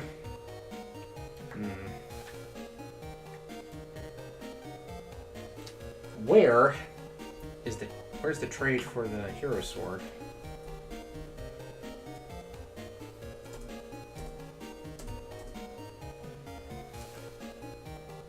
Ah, he is in the waterworks in the filtering system. Woodman 3, Skullman 3, Sharkman 3, Drop Down B, and Iron Body C. And this person really wants some rare battle chips, I'll tell you that much. Oh, right. Yeah, I got the list here, so I'll worry about that later. I guess. Wait, do I have Iron Body? Because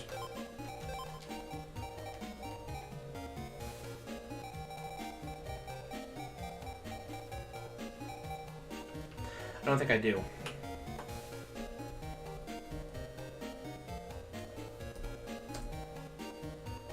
Ah, it's a Gaia 3.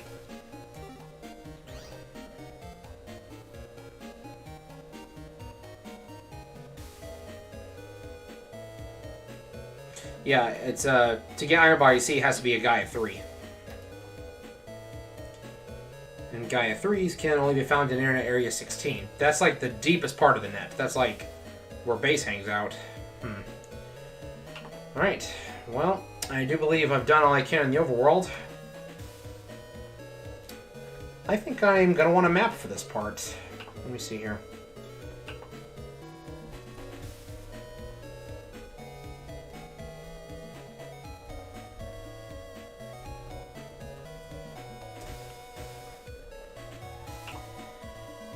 Alright, let's see here. Excuse me. Alright. So according to the list here,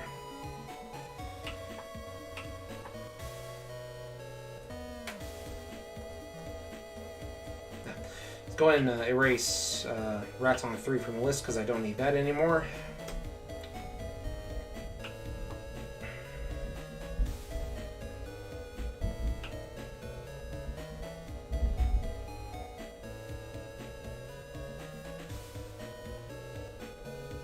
Alright, let's go ahead and go to Internet Area 3, and let's just go from there, because I actually don't think that I need to go back any further than Area 3, because I definitely need Stone Man's chip. Or, I need Stone Man 2, specifically.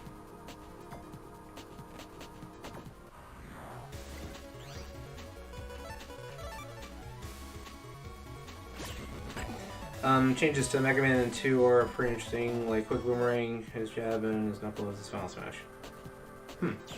Yeah, I can see that. Hard Knuckle is a really, really strong weapon in the OG games, so I can definitely see that being a, yeah, neutral B like Samus. So that makes a lot of sense.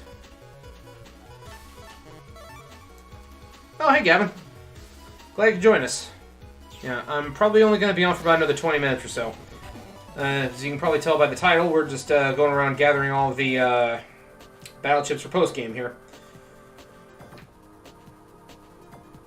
Sorry I missed your stream yesterday. I was at work, so I couldn't pop in the chat for that one.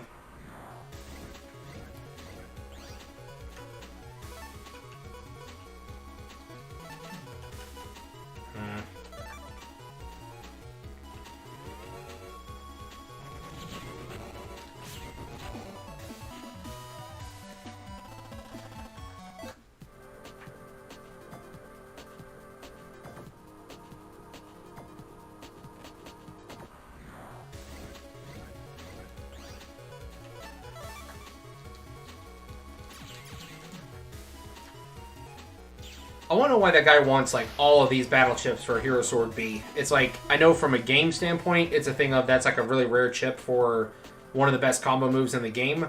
But in-universe, how does he justify wanting all those rare chips for one chip?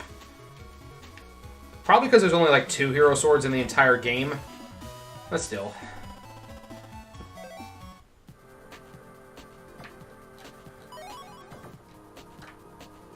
Believe me, the game is needed a break from streaming. Yeah, 03 does get kind of depressing because, you know, all your friends are dead now, and it only gets worse because 04 is even darker than 03. Oh, Stoneman, there you are. Alright, same strategy that I use against Fireman. I'm just gonna whittle you down with Buster Shots. That is all I'm gonna use against you. If I feel like I'm going too fast, I will allow you to hit me once.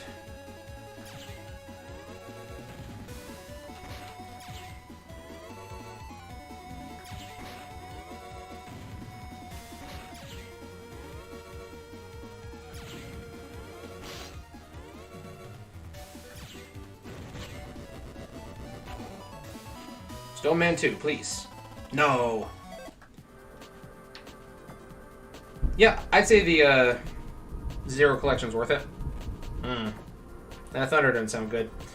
Yeah. Another thing is that the power in my house has the bad habit of going off anytime the wind gets a little bit too strong, so if I suddenly just lose connection, then, well, it sucks, but know that I didn't just randomly cut off. It's because either we lost power or we lost internet because we're about to have severe weather over here.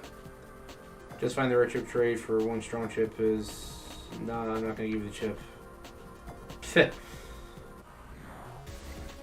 Oh yeah, because they're having a Capcom sale at the moment. Forgot about that.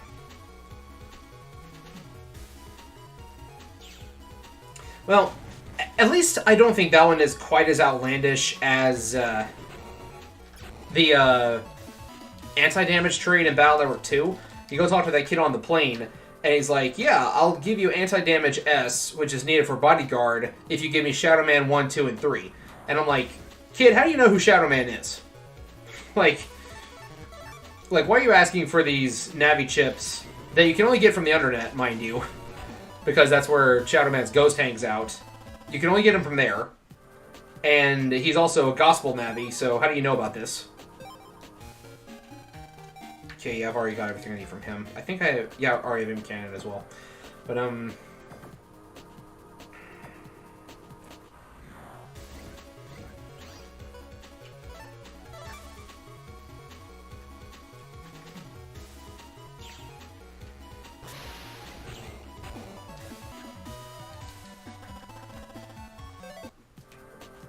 Ah, yes, news. As long as it's not the Keemstar kind of news, I think we're good.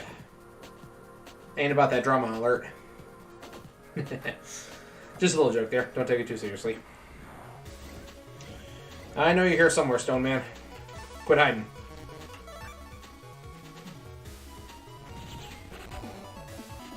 New navies are made of chips, are made of strong attacks, and people spread rumors. People spread rumors. Oh, he heard it because of the news. Oh, okay. Right.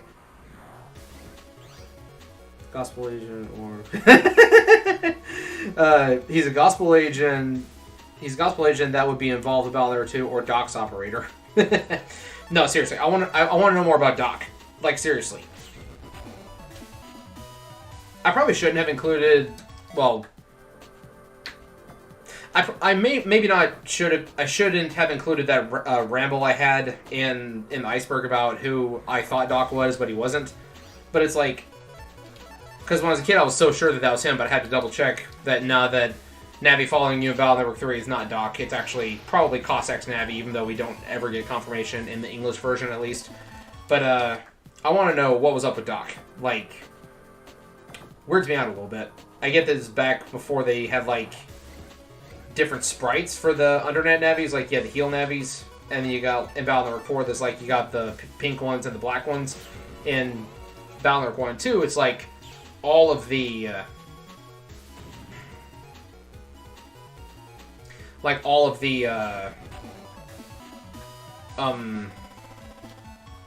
Undernet Navis are the same sprite, same palette. Doc Robot is a boss in Battle Network. I would say that's just Copy Man, but that's actually not correct because they don't change their physical appearance. There you are, Stone Man. They don't change their physical appearance, but they get the attacks of other bosses.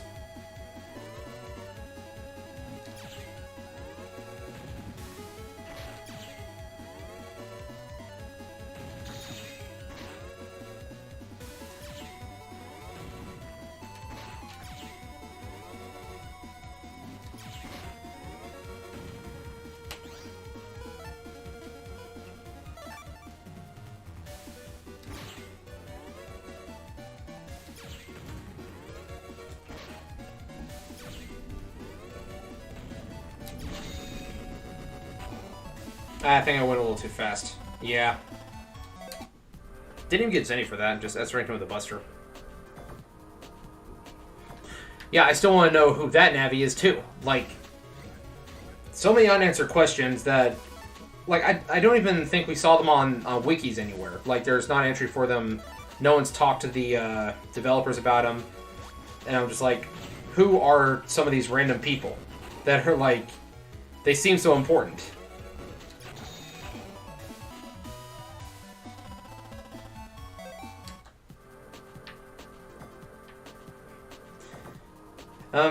Well, when dealing with viruses, yes. When dealing with bosses, no. Because in this case, I'm not trying to S-rank him. I'm trying to get, like, 7, 8, or 9. Because I want his V2 chip. One thing I really like about the first couple games in the series is that Metars, their duck under the helmet, actually is on, like, a timer instead of directly correlated to the actions that their friends are taking. Because it's like... Some of them can, like, poke their head out for a second while their friend is still vulnerable, so you can hit them both at once. I think they stopped that in Battle Network 4.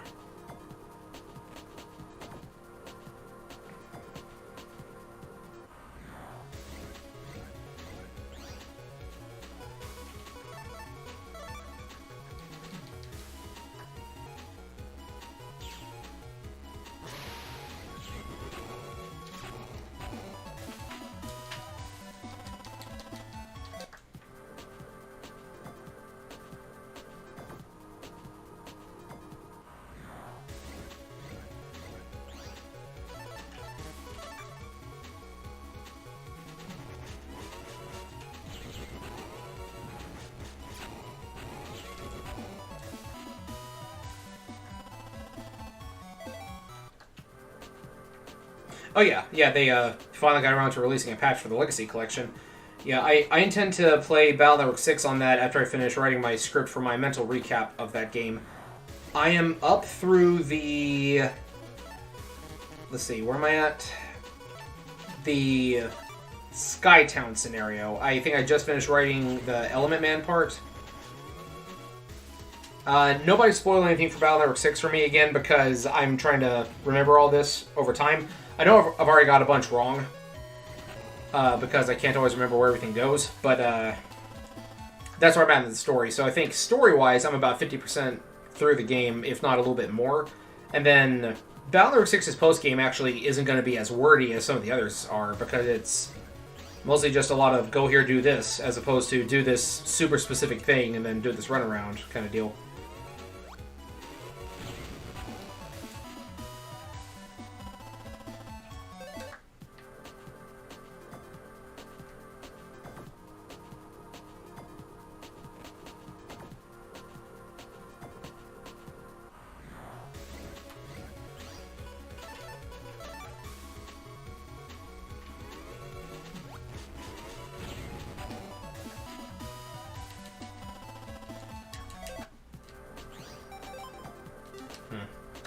I would like to make it to 140 before we call it quits, but at the rate this is going, Stone Man is going to have to be the last one I get.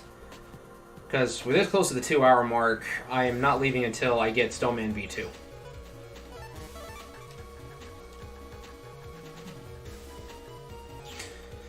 Yeah, Skullman is like one of the coolest designed navis in Battle Network 1, but he didn't return for anything except Battleship Challenge.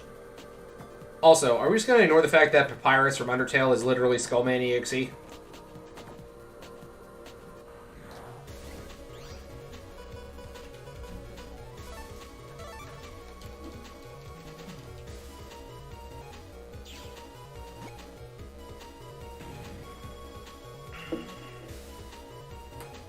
Are the post-games canon to the narrative?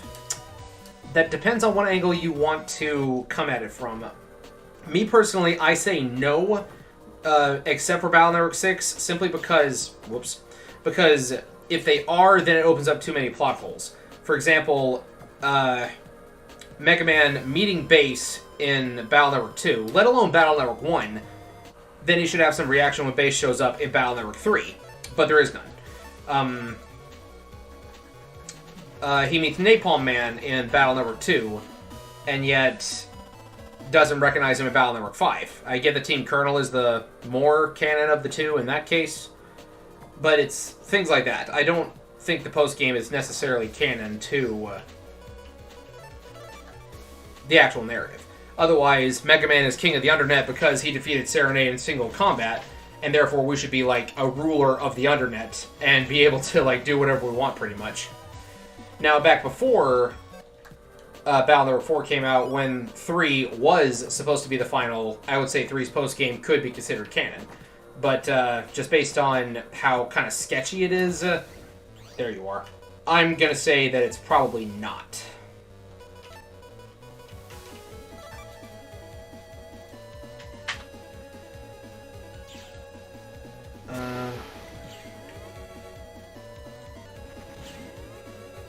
Gav, I will read your comment after this fight. Okay. Alright, that's your one hit. Now I'm just going to come at you swinging.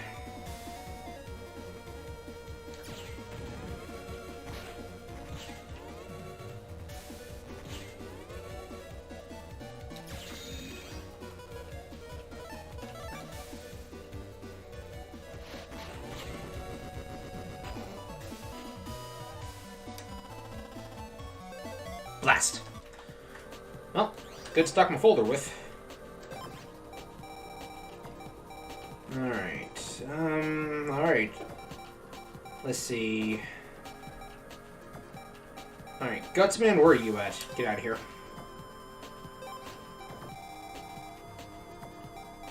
I'll go and ditch Sharkman V2 while I'm at it. Alright, let's see. Also be compared to Skeletor from me. Yeah? Yeah, you're right on that point. So from Bobo Bobo to the comments, some people are having a field day with the games. Yeah, I did check out the Bubble Bobble video. I thought it was really well put together. I knew next to nothing about the series. The only thing I knew about it was that there was like one, maybe two on NES, and then like one for DS, and I only knew that because of other content creators like the AVGN. I remember him talking about Bubble Bobble a few times, but never actually like doing a video on it. And then I remember Guru Larry, one episode of Fact Hunt was talking about like broken games that can't be beat, and one of them was one of the Bubble Bobble DS games. And I do believe you mentioned that in the video as well. But I didn't know there were that many and that many spin-offs. So, yeah, I thought it was really well put together.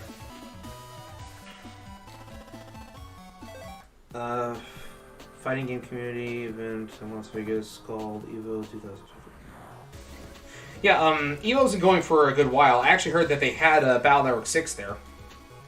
Z-Saber chips connected to 03 feel is canon, especially Cyberspace Viruses Zero fights. Yeah, that's not post-game, though. You can do that literally anytime you want.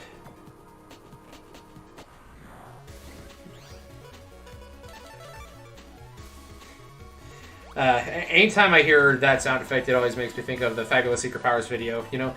Hey, yeah, yeah. Yeah, you know, that segment that everyone knows is actually from a longer video called Fabulous Secret Powers, to where it's like, there's an intro and an outro with it too, and not just the song.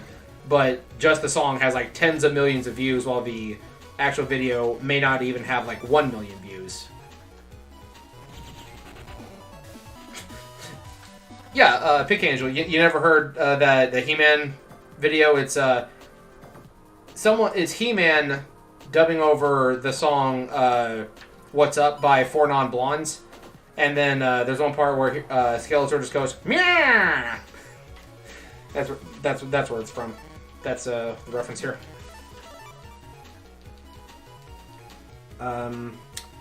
Haven't been to Evo because of the video. Yeah, I haven't been to them either. I kind of like to go to one of those gaming events one of these days, even if I'm not participating. Something like Penny Arcade Expo or Evo, I like to go just to be there and watch. I think it'd be pretty cool. But I don't know if I could justify the expense of it if I'm not participating. It's a little different than going to a typical anime con that I go to. Because, you know, when you go to a con, you're more involved. There's more stuff to do. But, definitely would like to go to Evo at some point if I ever get the chance.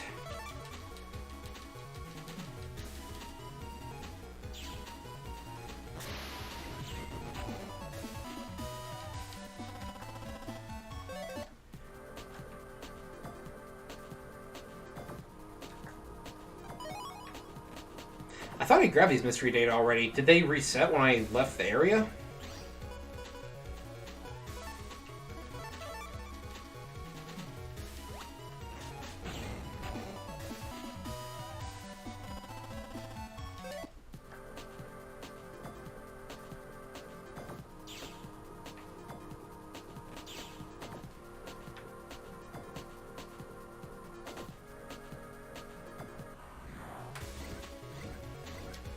Well, the thing is, they didn't even actually write the song. Like, the creator of that video, they just made the music video around it. Like I said, the song is actually, it's a real song called What's Up by 4 Non-Blondes. And no disrespect to the singer, but the lady who's singing it actually sounds more manly than He-Man does. I know that's mean to say, but it's probably because it was intended for He-Man to have like a high-pitched voice. Like, that's kind of the entire joke of the video.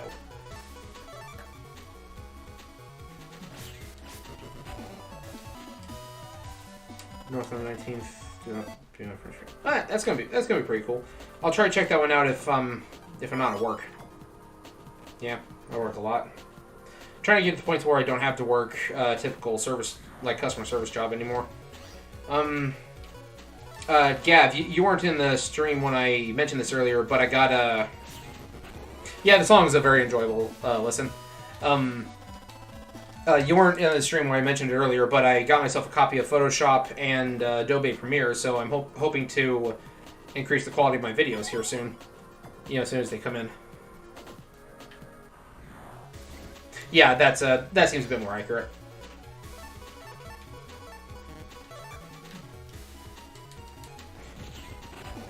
I mean, it's like when the song is called Fabulous Secret Powers, you pitch up He-Man's voice to be like the most flamboyant as possible, reminiscent of, you know, stereotypes from the time period, and you have a literal rainbow flying in the background while he's singing, that kind of thing.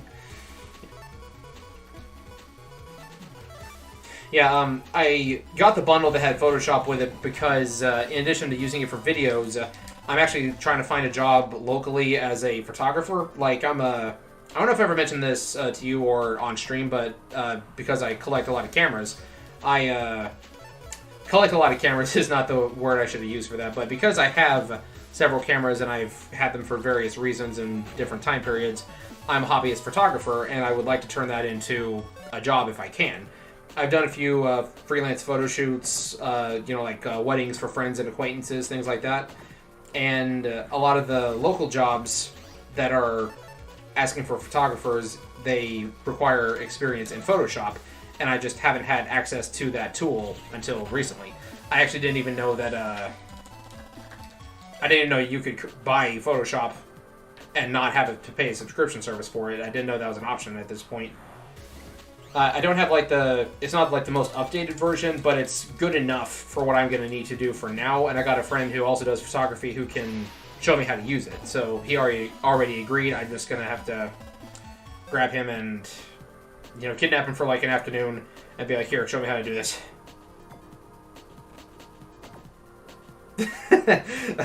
While we're running around the night, shouldn't you be spending more time studying for the next exam? School's canceled until World 3's been dealt with. Why don't we go deal with him? Nah. The longer World 3's out there, the longer that school's closed.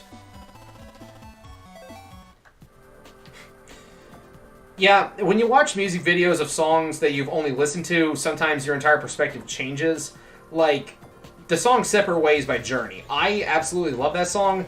That music video is not what I expected in the slightest.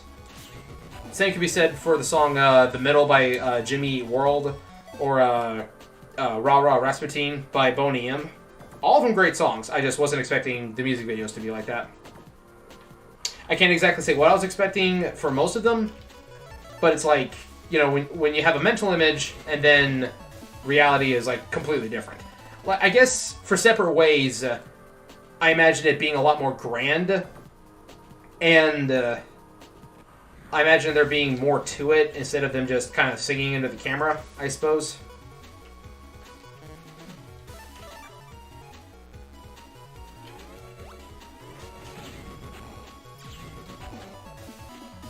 I'm looking for Stone Man. I'm trying to get Stone Man V2. He's a random encounter, so I've got to find him, gotta beat him up, but not too quickly, or not too efficiently. And I need to get his V2 battle chip. I would appreciate that, Gavin. We'll coordinate something with. Oh yeah, Take On Me. That's another really good one. I don't know if that one is kind of like. Wait, it has 2 music videos? What's the original one? The one that I know is the one with the comic book and the rotoscoped animation. Well, what's the other one?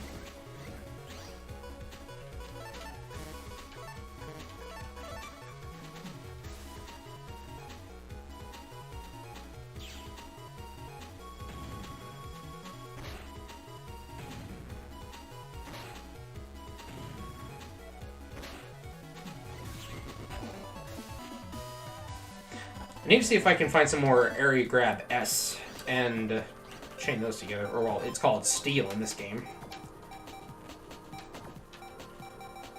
I do not. I do not have any more steals.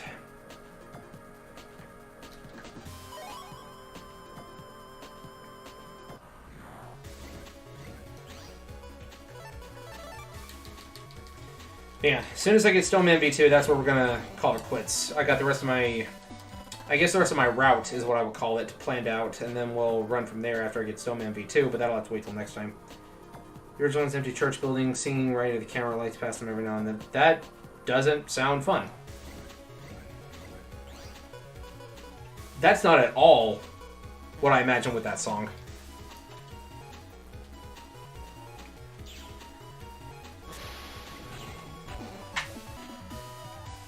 Another thing is, like, if you try to find the second version of the music video nowadays on YouTube and stuff, they will have they have a different, like, the audio is slightly different on the version you find now. They have like the updated 4K, you know, HD, whatever. They use different sound effects, like the scene where the guy smashes the fourth wall with the wrench. It makes like a different sound effect. In the older version, it makes more of like a clang sound effect, whereas in the updated version, it's like a glass shattering sound effect. Honestly, I prefer the clang because it kind of blends in the background with the rest of the music, and it's not as noticeable. Oh, really like your memes and research on the content alternate timeline between MegaMan games. Well, thank you. I do have some others planned out as well. I've been entertaining the idea of possibly doing some alternate timeline stuff for Red versus Blue, because I like to think about, you know, what if this one thing changed here? How would things be different? You could do that for a bunch of other stuff too. It's like you could do that for Mega Man. You could do that for pretty much anything, really. How things change and such. The next Mega Man video I have planned that follows that kind of logic is what if the karma system in Battle Network 4 and 5 actually did something? Like, what if you actually had a legit karma system? Gonna have to record gameplay for all of those too before I can actually start on those videos, though. Sonic fit on the concept coming out soon. Oh yeah, good. Yeah, no, Sonic's no stranger to dealing with alternate timelines either. Like, Sonic CD wasn't like time travel one of the key gameplay mechanics.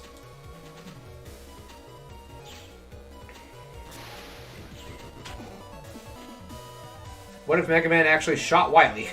Plot twist, it turns out that it's just another dummy, and Wily's somewhere else.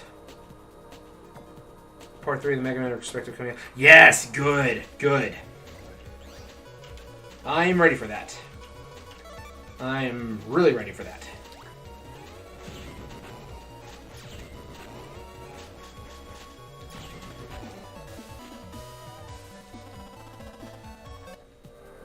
Doesn't break any generations, forces does. Ah, okay.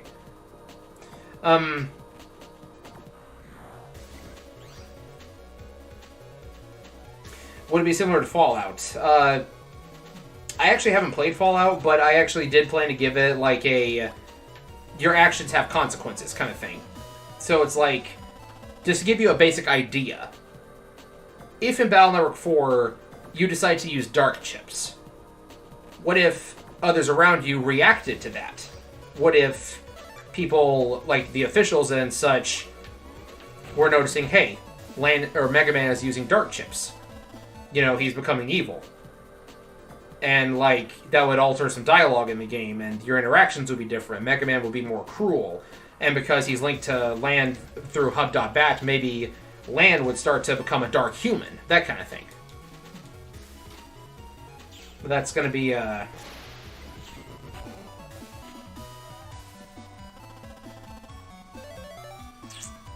Oh, Willy. Sorry, I'm sitting a little bit back from the chat, so I didn't see the second L. They kind of ran together. Where is Stone Man? Coward. But that's basically my idea there.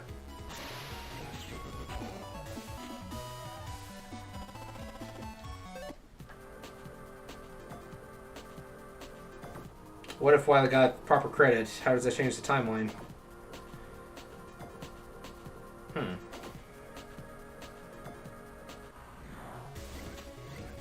Yeah, but then we also... Yeah, the professor out there, we don't... Like, he was tied to World 3 originally. Iris probably would not have been made because Wily wouldn't have been as cruel. Sean would not be the ruler of Gospel because he wouldn't be manipulated by Wily and Base. And it's suddenly raining very hard. Don't know if that's picking up on the mic, but it's raining outside the window. And of course that means Battle Network 3, the whole incident with Alpha, and Battle Network 6 with the Psy Beast, all that never happens if Wily never turns evil. But that also begs the question, what about Regal? In Battle Network 5, Wily erases Regal's memory, and he says, I didn't raise you right. So are we to believe that